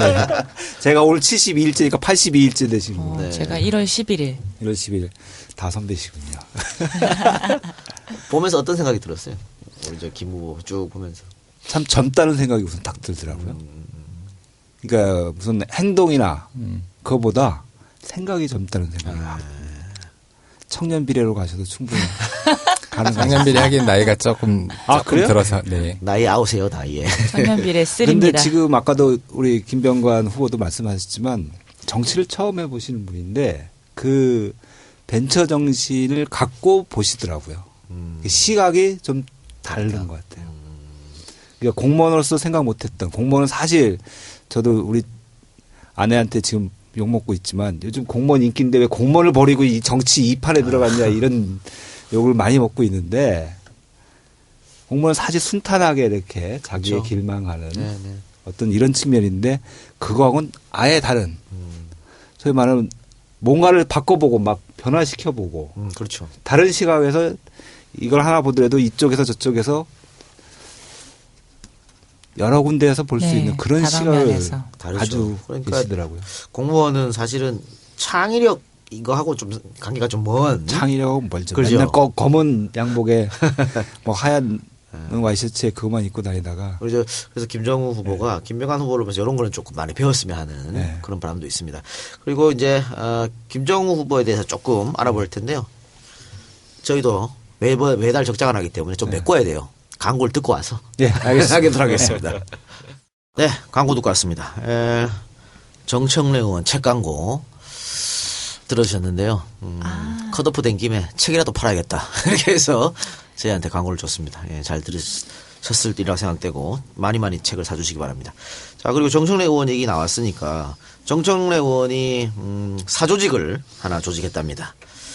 사조직 이름이 뭐냐면 덧컷동이라고 더불어민주 컷오프 동지회 회장 정청래 총무 김빈 이렇게 해서 기타 회원은 누구신가요? 김광진 김광진. 오늘 추가됐습니다. 장하나 이렇게 네. 해서 이분들이 모여가지고 전국으로 유세를 하겠답니다. 그래서 28일 오전 11시 국회에서 더 당당 유세단까지 발족을 해서 정식으로 다음 주. 일단 네 분이 출발을 하고 이제는 속속 영입하겠답니다.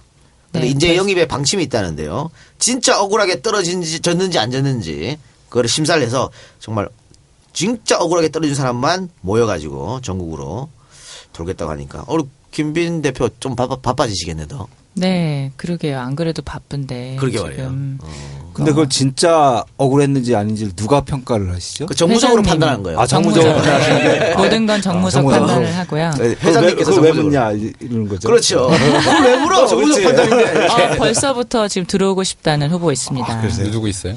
이동학 후보. 이동학 후보는 추천이 왔어요. 추천. 이 사람은 반드시 들어가야 된다. 네네네. 네 그리고 공지사항 필요할 때만 저한테 연락하는 부산 사흘의 오창석 후보. 장섭. 네, 문자를 제게 왔네요. 형님, 후원 계좌 열렸어요. 방송에서 언급해주세요. 언급해드리겠습니다. 농협 356-1124-4996-93. 농협 356-1124-4996-93. 예금주는 최선호 님입니다. 많이 후원해 주시기 바랍니다. 지금 김병관 후보님 열심히 적고 계십니다. 후원 회장은 문재인 대표네요. 예. 그리고 오창석 후보 또 개소식이 있어요. 이번 주 일요일 날 있는데 김민 대표 여기도 참가하네요. 당연하죠. 예. 정청래 회장님도 참가하고. 더당당 첫 유세 지원인가요? 사실 제가 창석이 저한테 카톡으로 보냈어요. 전화도 아니고 카톡으로 오실 거죠? 저희 개소식 있습니다. 근데 제가 사실 답을 네, 정 의원님께 들었어요. 라고 했는데 갑자기 답이 감사합니다. 이렇게 온 거예요. 그리고 사진을 바로 박아버리더라고요. 정신 다 됐어. 그러니까 저도 여기 참석하거든요. 근데 저한테는 한 일요일 날 그러게 내가 스케줄 어떻게 되는지 몰라서 집에 가서 스케줄 확인하고 연락 줄게 했는데 근데 사진 박았죠.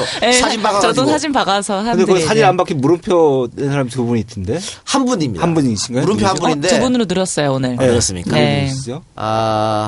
여러분이 생각하신 그분인데 그분이 오실지 안 오실지 아직 확실하지 않아서 오시게 되면 그 개소식 그 자리에서 네. 아주 작은 미니 토크 콘서트 제가 네. 사회를 보고 정청래 의원, 김강진 네. 의원도 오니까 김민 대표 이렇게 이동학 위원도 네, 온다고 한 와요. 것 같은데 네. 그렇게 해서 미니 콘서트. 그래서 물음표 그 두 분이 오시면 아주 더 좋겠죠 상황리에. 그렇게 하도록 할 테니까 사흘 그 오창석 후보를 지지하신 분들은 일요일 날 4시입니다. 개소식에 많이들 참석해 주시기 바랍니다. 그 광고 하나만 할게요. 하세요. 4시 전에 2시에 해운대에 계신 유영민 유영민 후보님 후보님. 선거사무소 개소식이 있습니다. 네. 거기도 많이 참석해 주세요. 네, 많이 참석해 주시기 바랍니다. 세 분은 다 끝났습니까? 개소식? 예, 끝났습니다. 예, 끝났습니다. 네. 아쉽네요. 참가하려고 그랬더니. 군포는 다시 불러주세요. 예, 꼭 다시. 갈게요. 네. 알겠습니다. 유세단 또 뭐 개소식은 모시겠습니다. 세 분 다 끝났으니까. 후원 계좌 또 까요! 빨리 이럴 때 빨리. 안 외우고 계세요? 이런 걸 외우고 다녀야지. 왜 안 외우고 다니는 거야, 도대체. 빨리 후원 계좌 빨리 까세요, 여기서. 예. 어제 우리가 방송된 조홍천 후보. 네. 조홍천 후보 그 잘 후원 들었습니다. 계좌 저희가 말씀드린 이름하고 계좌 이름이랑 다릅니다. 그러니까 여러분 착오 쓰지 마시고요. 그대로 그냥 저희가 불러드린 계좌로 보내주시면 됩니다. 예. 이거 어떻게 제가 까겠어요? 까세요. 까세요. 괜찮습니다. 알겠습니다. 예. 제가 이거 드릴게요. 예, 군포갑 김정우 후보 400조를 주무른 사나이 후원하시는 계좌 알려드립니다. 농협 군포답습니다. 농협 356 1123 2804 53 356 1123 2804 53 예금주 누굽니까? 예금주 박병규로 되어 있습니다. 네, 많이 성원해 주시고. 예, 자, 김병관 후보. 감사합니다. 네. 김병관 후보님 후원의 계좌 농협이고요. 302-1069-5031-31 예금주는 김종호 김병관 후원회. 다시 한번 불러드릴게요. 농협이고요. 302-5031-5031 네, 어경 후보.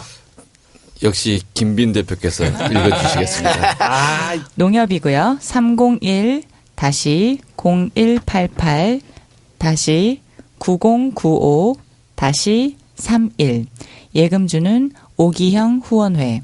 다시 한번요.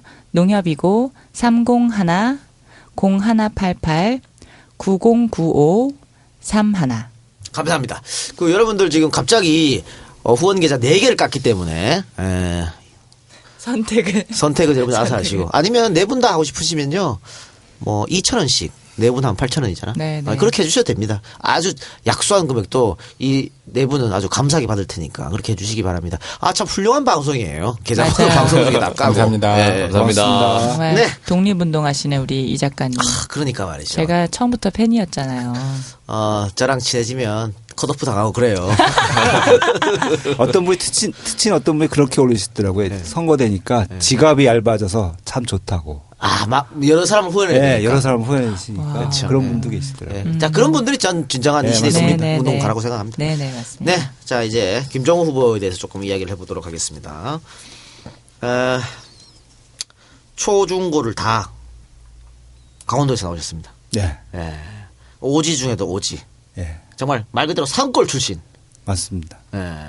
저번에 진짜 나타났다 해서 말씀하시기를 참고서가 뭔지 몰랐을 정도로 수학의 정석이 뭔지 없었습니다. 그 동네에는.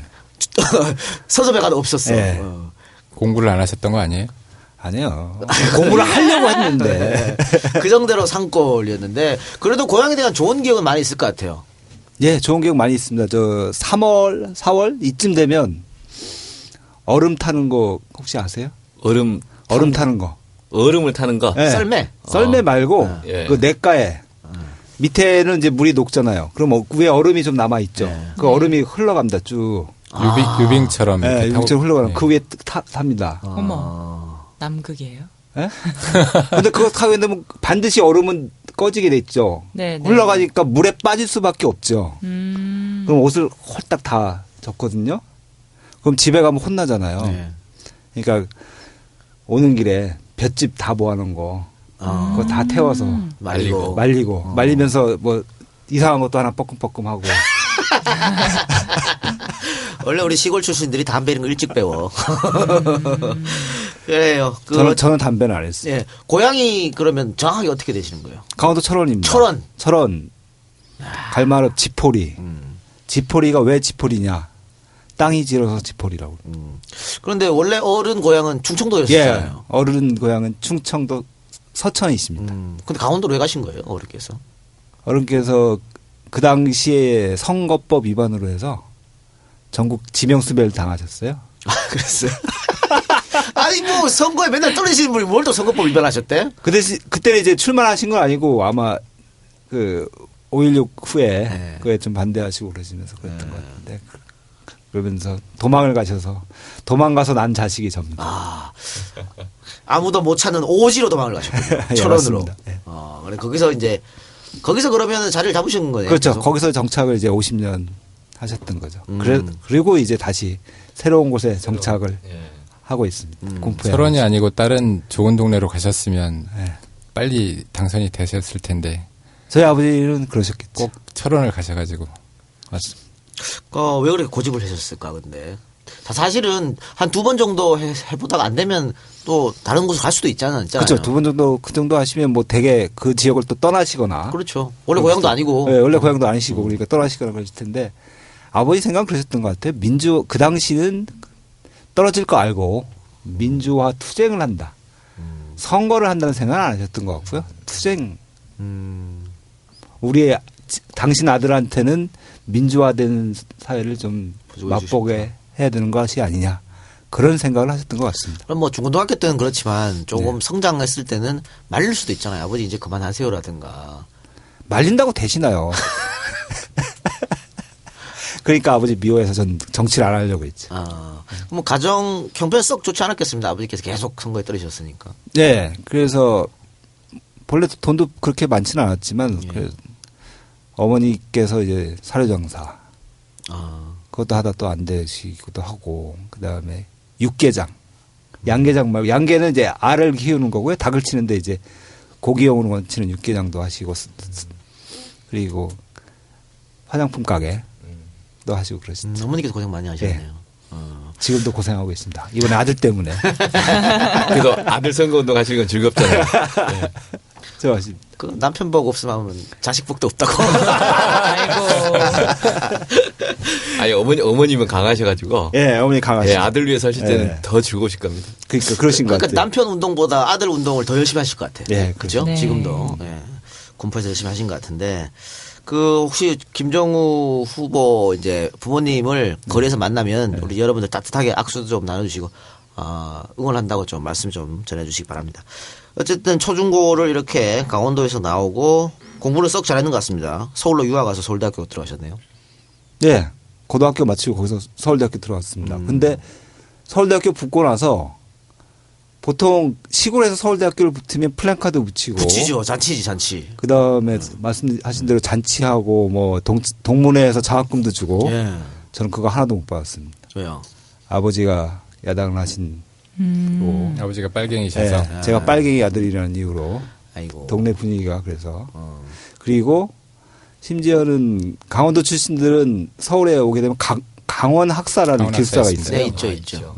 거기 원서를 냈는데 원서 접수가 안 됐어요. 그러니까 원서를 군청에서 받아서 도청에 주는데 그래서 도에서 이제 심사를 하는데 도청에서 군청에서 그걸 받은 직원이 도에 안 보낸 거예요. 어머. 뭐 그런 상황이 벌어졌어요. 아니, 그러니까 그렇게 그러면 참 말도 안 되는 그런 걸 쭉 당하셨는데 네. 이렇게 되면은 사실은 여당 쪽으로 갈 수도 있잖아요. 야당이 얼마나 힘든 걸 아니까. 근데 왜 아버지를 대리요? 왜 또 야당으로 오신 거예요? 아, 그건 제가 볼 때 새누리당도 좀 실수하는 것 같아요. 저를 새누리당에서 영입을 했으면 없어도 없었어? 홀 나왔을 텐데. 훨씬 좋았어요. 아니 야당 50년 했던 양반의 아들을 예. 새누리당을 위해서 이렇게 하겠다. 그런 점에서 실수한 것 같습니다. 새누리당. 그런데 만약에 그렇게 했으면 아버지가 찬성하셨을까요? 연을 끊으셨겠죠. 예, 맞아요. 예, 그런데 그 아버지께서 정치한다 했을 때 상당히 반대가 좀 있었을 것 같아요. 네, 상대방이 반대 많이 하겠어요. 그러니까 지금 공무원으로 쭉 솔직히 뭐 잘 나갔고 또 그 정치하시기 전에 마지막에 학교에 계셨잖아요. 네, 학교에 또 있었어요. 그 교수 활동하고 열심히 하면 되는데 뭘 정치를 하냐 그것도 야당으로. 그러니까 기재부 국고과장이면 제일 잘 나가는 공무원인데 그 부서에서.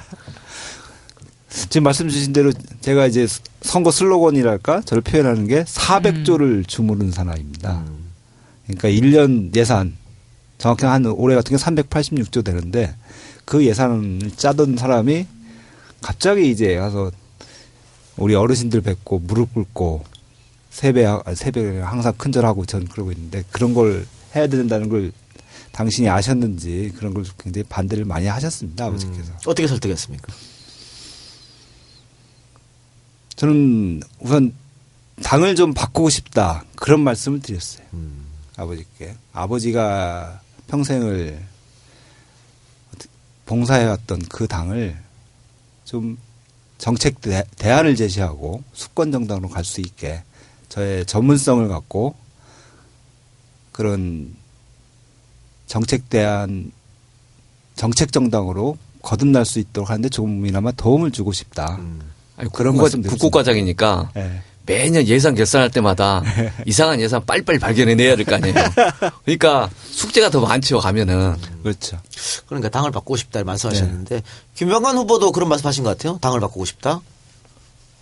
네, 뭐 여러 가지가 있을 텐데요. 어떤 뭐 정치적인 뭐 정치 혁신 이런 것보다는 소위 말하는 이제 우리 당의 유능한 경제정당위원회라는 게 있는데, 그러니까 당에서 어떤 경제 문제에 있어서 좀 우리 당도 이 경제 문제에 있어서 어떤 유능한 사람들이 많이 있다.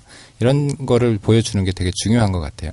결국 지금 뭐 그 나라를 끌고 가는 데 있어서 많은 요소들이 있지만 결국은 지금 국민들이 볼 때는 다 먹고 사는 문제잖아요. 그러니까 결국 이제 경제 문제인데 지금 여기 오신 세 분 다 결국은 뭐 경제 통상 뭐 국고 뭐 그러니까 재정이나 다 결국은 이제 시민들이 먹고 사는 문제이기 때문에 저는 이제 기업인 측면에서 그런 부분들을 좀 기여하고 싶은 생각이 있죠.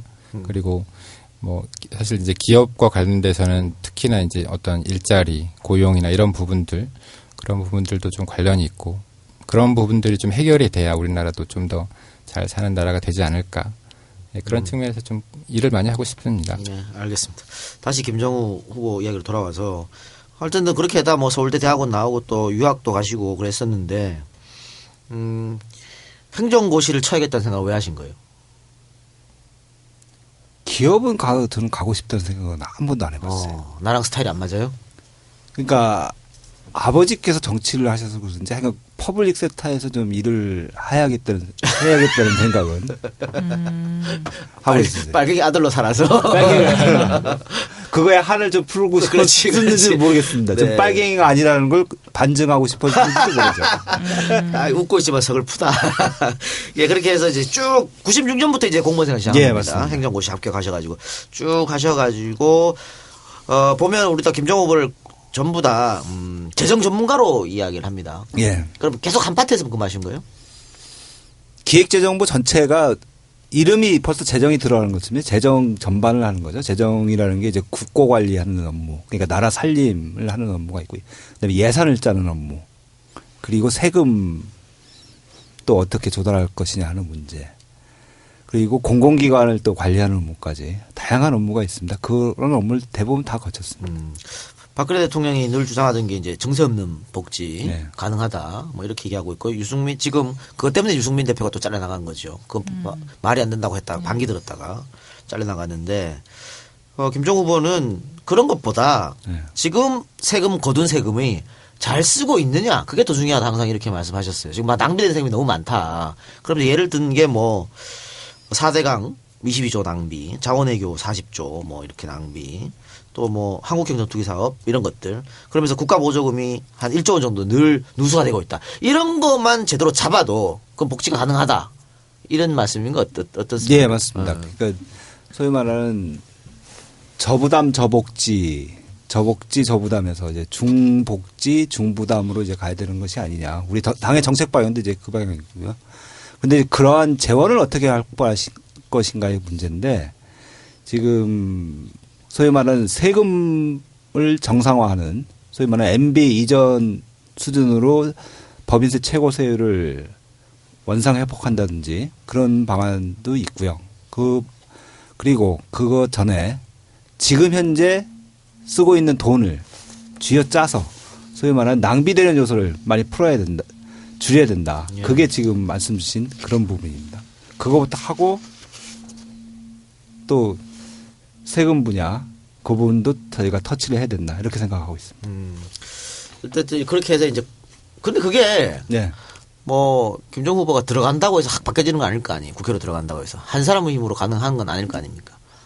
근데 지금 보시면 제가 판단컨대는 우리 300명 중에 될 사람 중에 과연 재정 전문가가 몇 분이신가 예. 한번 보십시오. 여야 통틀어서 별로 없으실 것 같은데 후보자 중에 손 5손가락 안 되실 것 같은데. 실제 그러니까 예. 저기 제가 좀 보충을 드리면 우리가 수권 정당 대한다고 하지 않습니까? 근데 이제 정책에 대해서 실제 실현 가능하냐? 예, 맞습니다. 그게 예산과 연결되고 맞습니다. 이제 재정과 연결되는데 그에 대해서 그동안 이제 야당의 법안들이 법안은 있는데 실제 예산과 연결되지 않으니까 좀 공허하고 집행이 못 되는. 근데 적어도 우리 김정우 후보가 이렇게 국회에서 된다면은 실질적인 실현 가능한 내용들을 만들어내서 집행을 가능하게 하는.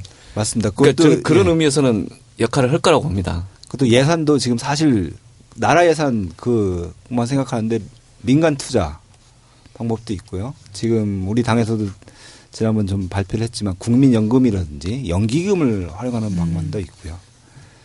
그렇기 때문에 다양한 방법으로 우리 정책을 뒷받침할 수 있는 그런 방안을 좀 모색하겠다. 그런 말씀드립니다. 이번에 우리 당에서 이제 총선 정책 공약단이라는 걸 만들어가지고 공약을 만들면서 예. 그 만들었던 모든 공약은 다 김정우 후보님께서 그 예산 조달 방안 다 검토하시고 공약을 나온 겁니다. 그래서 그 소위 말하는 빌공짜 공약 아니고요. 진짜로 실현 가능한 공약들이라는 거를 제가 이제 대신 말씀을 드리겠습니다. 세 분의 공통 질문. 지금 김빈 대표는 저렇게 컷오프 되고 나서 당을 위해서 지금 헌신하고 있는데 세 분 혹시 당선이 되면 당연히 국회에 들어가서 뭐 민주주의를 위해서 또 다양한 어떤 서민의 삶을 위해서 또 정권 교체를 위해서 뛰겠지만 낙선이 되면 어떻게 할까 좀 궁금하거든요. 자, 한 분씩 설명해 주세요. 이야기해 주세요. 낙선되면 어떻게 할 것이다. 그냥 뭐 나 변호사 하지 뭐 이거라든가 아니면 당에 남아서 좀 더 노력하겠다든가 정권 교체를 위해서 노력하겠다든가 뭐 어떤 이야기들 한번 해보시기 바랍니다. 저부터 하겠습니다. 예, 오경입니다. 이제 정치 시작입니다. 예, 1, 2년 하다 말고 그럴 생각 없습니다. 제가 처음에 광주 생각할 때도 네. 험지라도 가다겠다는 게 당을 살리는 게 우선이라고 생각하기 때문이었고요. 지금 이게 어떤 판단하고 감에 있어서도 길게 보고 갈 겁니다. 그러니까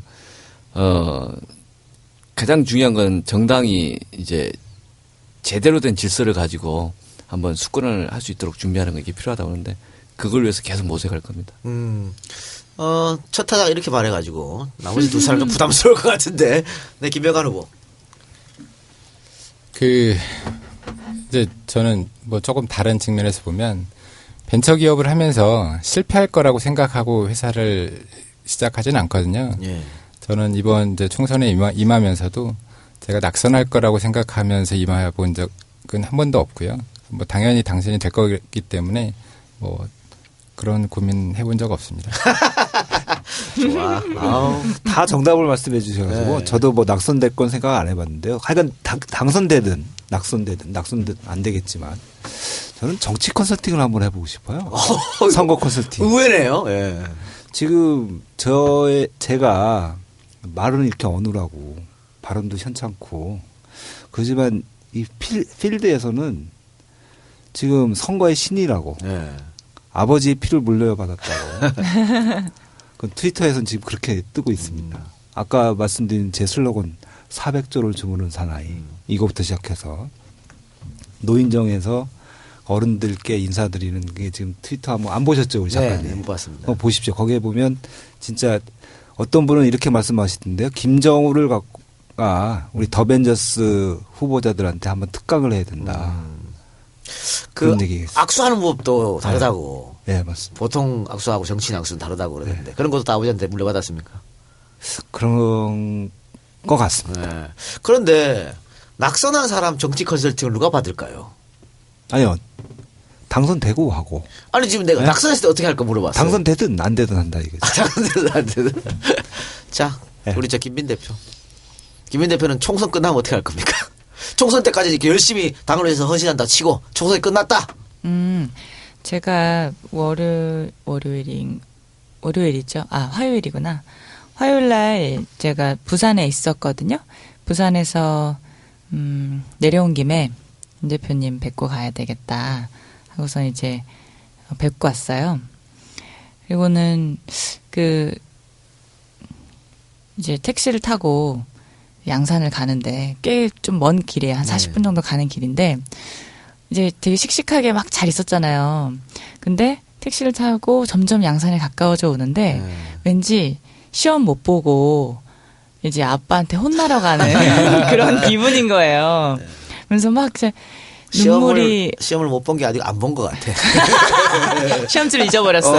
시험장에 도착 못한 사람 같아. 그렇죠. 그러니까 그래서 약간 눈물이 나는 거예요.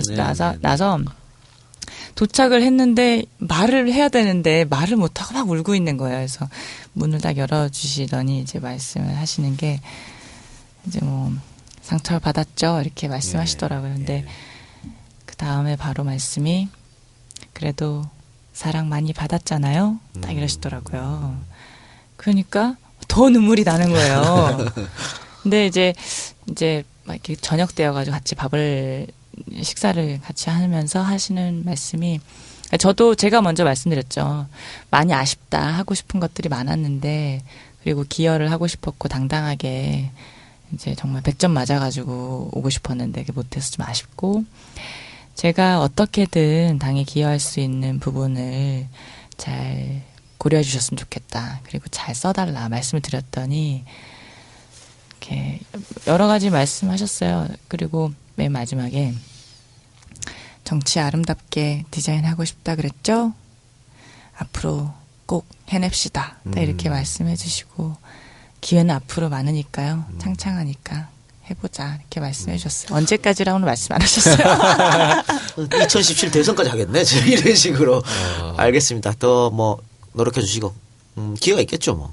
예. 여기 있는 맞겠죠. 세 분께서도 다들 밀어주실 겁니다. 예. 네, 일단은 이 세 분들 다 당선시키고요. 네, 그게 먼저인 것 같습니다. 우리의 당선이 김빈 대표한테 달려 있네요. 그러게 말이에요. 잘 부탁드립니다. 잘 보이세요. 네. 잘 부탁드립니다. 지금 자. 이 순간부터. 알겠습니다. 어느덧 우리가 세 분이기 때문에 세 분하고 이야기하다 보니까 별 얘기를 안 나눴지만 벌써 마칠 시간이 좀 된 것 같아요. 자, 일단 그 각 지역 여러분들이 생각하시는 대표 공약 하나씩만 합시다. 대표 공약 한 개씩만 좀 소개하는 시간을 갖도록 하겠습니다. 우리 김병관 후보부터. 하나를 고르는 게 너무 어렵더라고요. 하나만 골라주세요. 네, 네, 하나를 고르는 게 너무 어려운데 저는 이제 딱 하나만 고르라고 하면 저는 저희 동네에 판교 테크노밸리라는 그 단지가 있어요. 예. IT 벤처 그 단지가 있는데 제가 이제 처음에는 청년 창업 특구를 만들겠다 이렇게 표현을 했는데 그 표현이 참 어렵더라고요. 그래서 요즘은 이제 어르신들 만나면 한국의 실리콘밸리를 판교에 만들겠다 이렇게 말씀을 드리거든요. 그러니까 실리콘밸리는 되게 많은 여러 가지 요소들이 성립이 돼야 돼요. 기업들도 많이 유치가 돼야 되고 어떤 교육의 문제도 해결이 돼야 되고 투자의 문제도 해결이 돼야 되고 많은 부분이 해결이 돼야 되거든요. 그래서 어쨌건 하나를 딱 고르라고 하면 판교 테크노밸리를 한국의 실리콘밸리로 만들겠다. 좀 더 발전시키겠다. 네네. 네. 사실은 요즘은 예전에는 국회의원들이 다 했습니다만 요즘은 각 지자체장들하고 협력이 없으면 아무것도 못 하거든요. 네네네. 근데 지금 성남 분당 갑은 좋은 게 지자체장이 이재명 시장이고 그렇죠. 예. 이재명 시장도 그 테크노밸리에 대해서 생각이 꽤 그렇죠? 네, 예, 예. 있으신 분이니까 네. 두 분이서 협의를 하면 엄청나게 발전되겠네요, 진짜로. 그럼요. 그러니까 지금 사실 분당 갑이 우리 처음에도 말씀하셨지만 야당한테 정말 불리한 지역이거든요. 이재명 시장님이 예전에 그 국회의원 나오셨을 때 더블 스코어로 졌거든요. 어이없게 깨졌죠. 네, 네, 많이 깨졌습니다. 네. 물론 이제 그 과정에서 좀 문제가 있었던 네네. 부분도 있긴 하지만 결과적으로는 많이 지셨는데 최근에는 이제 이재명 시장 어떤 개인기로 인해서 제가 느끼기에 가장 좋아진 부분은 예전에는 소위 말하는 새누리당이 아닌 야당은 다 나쁘게 얘기하면 다 빨갱이로 보고 그렇게 봤는데 최소한 지금은 그 정도의 인식은 없어진 것 같아요. 좋아하진 않지만 그렇다고 무조건 배척해야 되는 그런 당은 아니다. 사람만 괜찮으면 충분히 밀어줄 수도 있다. 이런 생각을 어쨌든 이재명 시장님이 바꿔주신 것 같아요. 예, 그 동네에서. 그렇죠. 예. 그래서 그게 저한테는 되게 큰 기회인 것 같고 그리고 시장님이랑 같이 만들어가면 충분히 좋은 도시로 제가 이제 명품 도시, 명품 분당 판교 이런 표현을 쓰는데요. 분당 판교를 정말 명품 도시로 만들 수 있지 않을까 이런 생각을 하고 있습니다. 네, 감사합니다. 오늘 김정우 후보님. 저희는 군포 갑에 갔습니다. 군포가 보니까 구도시하고 신도시 이렇게 돼 있어요. 구도시가 우리 갑 지역이고요. 그래서 굉장히 예전부터 개발이 돼왔던 지역인데 그동안 신도시가 들어서면서 이쪽이 많이 낙후되고 그래서 가장 큰 현안이 GTX C 노선입니다. 예? 다시 한번 말씀해 GTX. GTX. 네.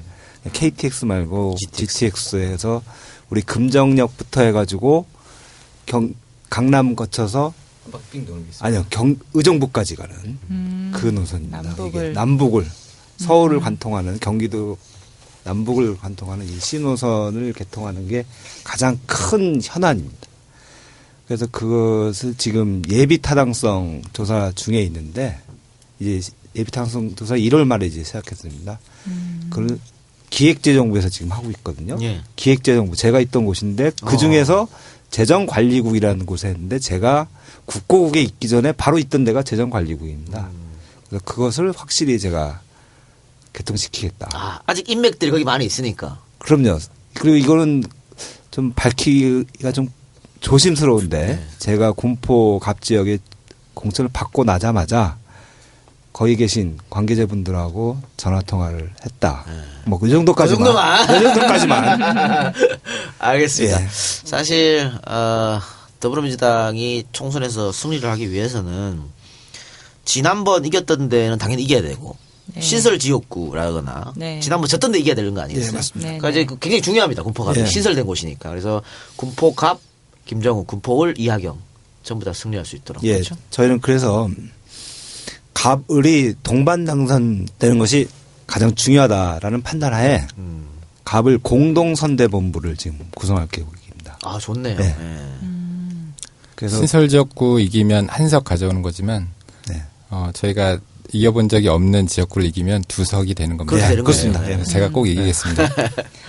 그것도 아주 아이디어 좋은데요. 네. 거기서 이하경 의원은 어쨌든 인지도도 있고 현역 그제 국회의원이니까 인지도도 있으니까 좀 같이 다니면 좋을 것 그리고 같아요. 이하경 선배님하고 같이 제가 가면 시너지 효과를 분명히 할 수 있습니다. 왜냐하면 이하경 선배님은 시민단체 활동을 많이 소속이죠. 하셨습니다. 예, 그렇죠. 그러니까 굉장히 뭐라 그럴까 좀 꿈이 많으시고 그러신 분이고 저는 현실에서 정책 업무를 20년 가까이 했던 거기 때문에 이게 같이 합쳐지면 우리 군포 갑과을 지역을 잘 멋있는 도시로 만들 수 있다 이렇게 생각을 하고 있습니다. 뭐 여야 갈려서 싸우는 게 아니고 그럼. 한 당에서 다 하니까 네, 그렇죠. 그럴 수 있겠다 생각됩니다. 오기영 후보. 도봉을 지역인데요. 보통 여러 가지 지역 공약이 나옵니다. 그래서 가끔 보다 보면 이게 구의원의 공약인지 시의원의 공약인지 구청장의 공약인지 국회의원의 공약인지 도대체 누가 그 공약을 발표해야 되는지가 애매한 게 많은 것 같습니다. 이제 가급적이면 시의원, 구의원, 구청장, 시장이 할 일들은 그분들이 발표하시는 게 좋을 것 같고 그 중에 이제 이 또 지역의 수건 사업이기 때문에 적극 협조해야 될 사안들이 있는 것 같습니다. 그 중에 이제 하나가 교육 사업과 교통 문제입니다. 이 교통 문제가 이제 아까 경전철이나 GTX 문제가 있고 교육이라고 하는 것들이 서민 경제와 연관돼서 그런데 이건 이제 중앙정부가 같이 풀어야 될 겁니다. 그러니까 그게 저는 이제 캠프 이름이 지각 캠프, 서민 지갑 지키기 이렇게 구호로 해서 앞으로 하려고 합니다. 서민 경제 살리자라고 하는 것도 있고 서민 지갑을 지키자는 것은 이제 서민들이 너무 많이 원하지 않게 세금을 낸다든지 또는 삶이 이제 어려워지는 것들을 좀 막자라는 건데 결국에 새누리당 심판하자는 겁니다. 저는 이번에 이제 도봉 의뢰에 대한 이야기도 있지만은 기본적으로 새누리당 8년에 대한 심판이 제일 중요하다. 그리고 8년 심판을 하기 위해서는 대안 있는 세력이 나서야 되고 그 대안 있는 세력으로서 저희가 선택을 받는다면 반드시 심판하고 정권 교체하겠다라고 호소하려고 합니다. 이게 제일 첫 번째 구호입니다. 그리고 주장이고요. 그 대안으로서 이제 우리가 수권을 하면은 서민들의 지갑도 지키고 삶도 지키겠다. 지금 우리 사회에서 가장 큰 아픔이라고 하는 게 과거에는 교육이라고 하는 게 꿈과 희망, 계층 이동의 사다리가 됐는데 지금은 교육과 사회 시스템이 부와 지위가 세습되는 구조 내지는 고착화되는 구조로 가고 있고 이걸 어떻게 풀 것인가라고 하는 게 모든 정치인과 모든 사회에 책임지는 분들이 고민하고 풀어야 되는 거 아니냐. 그리고 그 최선의 현장에 정치 현장에서 이걸 논의해야 되는 거 아니냐. 그리고 그걸 풀어나가는 과정에서 이제 이 서민들의 삶이 또는 다수의 삶들이 좀 더 꿈과 희망을 갖고 갈 수 있는 거 아니냐. 일단 기존의 이 새누리당 8년 집권 과정에서 서민들의 삶 또는 계층 이동의 꿈과 희망을 잃어버리게 했던 팍팍한 삶이었다. 우리는 이걸 바꾸고 싶다. 그리고 더불어민주당은 바꾸겠습니다라고 호소하고 싶다. 이런 주장입니다. 예. 지금 오기영 후보가 나서는 도봉을 지역이 뭐 쌍문동, 방학동 뭐 이쪽이죠. 응답하라 1988의 쌍문동. 그렇죠. 예, 이사동이 포함되어 있습니다. 예, 그쪽인데 뭐 도봉갑도 지금 인재근 의원이 하고 있으니까 뭐 동 상관없이 그냥 2번 찍으면 되겠네요. 아유, 그럼요. 그렇죠? 이 도봉갑은 이미 선거운동이 다 된 상태입니다. 이제 도봉갑이 을을 좀 도와줘야 될 을을 위한 시대가 됐습니다. 네. 같이 하려고 합니다. 지금 우리 저 오기영 후보는 오늘 복장이 수트예요. 수트를 입고 오셨는데 신발은 운동화야. 아, 그렇죠. 운동화. 전혀 안 어울리고 있어. 그렇죠. 그렇죠. 근데 이 운동화 시기 역시 많이 지금 돌아다니니까 그런 거죠. 더 이상 구두 신고 못 하겠습니다. 더 운동화 신고 옷을 열심히 열심히 뛰어야 되겠습니다. 열심히 더 뛰어주시기 바라겠습니다. 뭐 상가 방문도 지금 열심히 하고 계십니까? 예, 매일 가고 있습니다. 네, 알겠습니다. 오늘 제가 이 세 분이랑 같이 한다 그러니까 몇몇 기자분들이 끝나고 술은 한잔 안 하겠구나 그러시더라고요. 그래서 왜요? 그랬더니 그 세 분 과가 다 모범생 과여가지고 그냥 갈 것 같은데 그러는데 끝나고 맥주 한잔 하시고 목 좀 축이시고 돌아가시기 바랍니다. 자, 마지막으로 우리 저 EJ 청취자분들 EJ 청취자분들한테 사실 EJ 청취자분들도 정말 핵심 더불어민주당 지지자분들이 많으시거든요. 그러니까 이분들도 정말 상처를 많이 받았어요, 이번에. 그래서 저한테도 이 작가도 더 이상 더민주랑 관계하지 마라 끊어라 부터 시작해서 뭐 그러고 있냐 뭐 저한테도 엄청난 비난 아니 당이 전화를 안 받으면 왜 우리한테 항의 전화를 하냐고. 당 전화 안 받는다고. 우리한테 전화해갖고 항의. 당색이 짙어진 EJ. 네, 그러게 말이에요. 그래서 우리 직원들이 왜 힘들어해요. 전화 받느라고. 예. 근데 그랬었는데, 그러니까 그만큼 애정이 있어서 그런 거죠. 그렇죠. 그렇죠. 그렇죠. 예, 우리 저 EJ 청취자분들한테 어떤 인사말이라든가 뭐 감사 말도 좋고요. 또 응원의 말씀 좀 해달라고 부탁이도 좋고 어느 것도 괜찮습니다. 한 번씩 해주시기 바랍니다. 예. 예, 오경입니다. 먼저 말씀드립니다.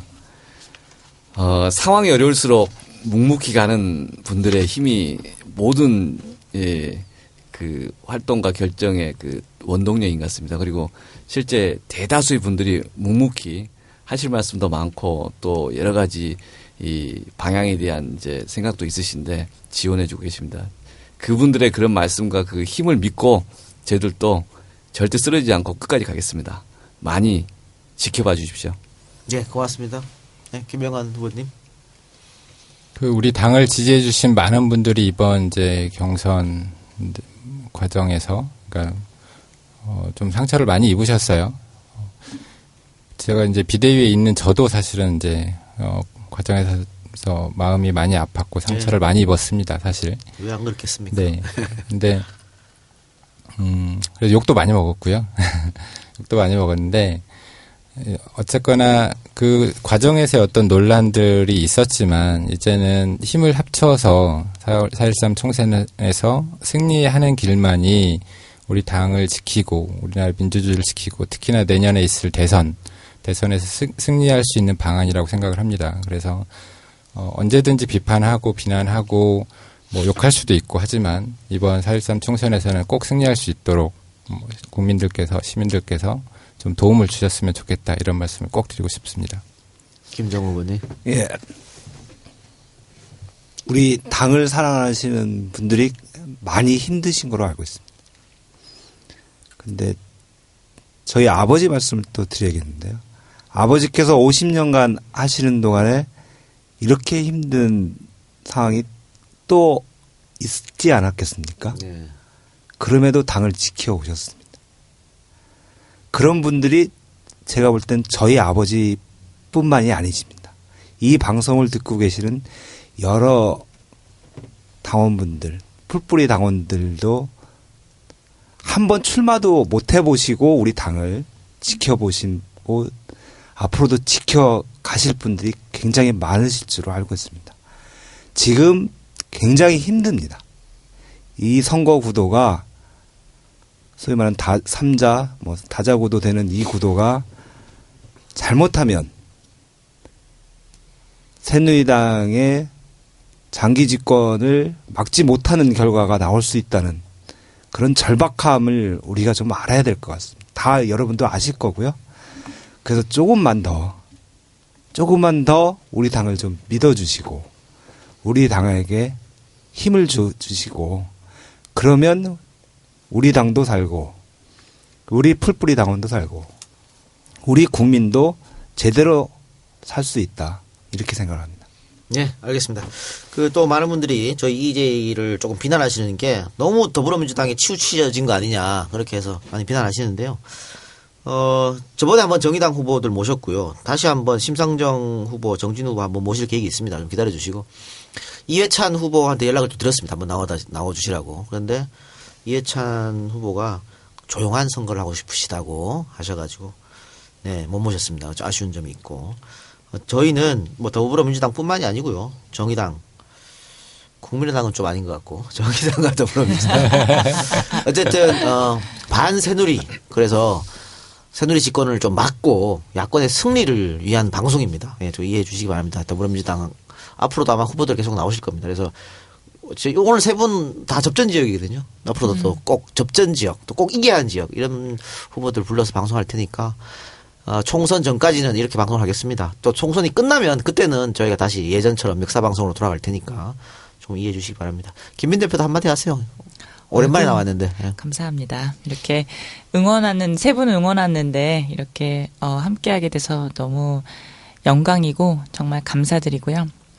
저는 지금 광인이란 소리까지 들어가면서 지원 유세를 하고 있습니다. 이제 광녀보다 난 것 같은데. 광녀. 그러니까 제가 광년이라고 안 해주셔서 감사하다고 트윗에도 올렸어요. 광년이라고 했으면 좀 화날 뻔했는데, 근데 저는 원래 자리를 위해서 더민주에 온 게 아니었고, 앞으로 총선 이외에 대선까지 있잖아요. 그런데 제가 가장 하고 싶었던 것 중에 하나가 이 정당 활동이라는 것이요. 입당해서 할 수 있는 활동이 굉장히 다양하고 재미있다는 걸 좀 보여주고 싶었어요. 네.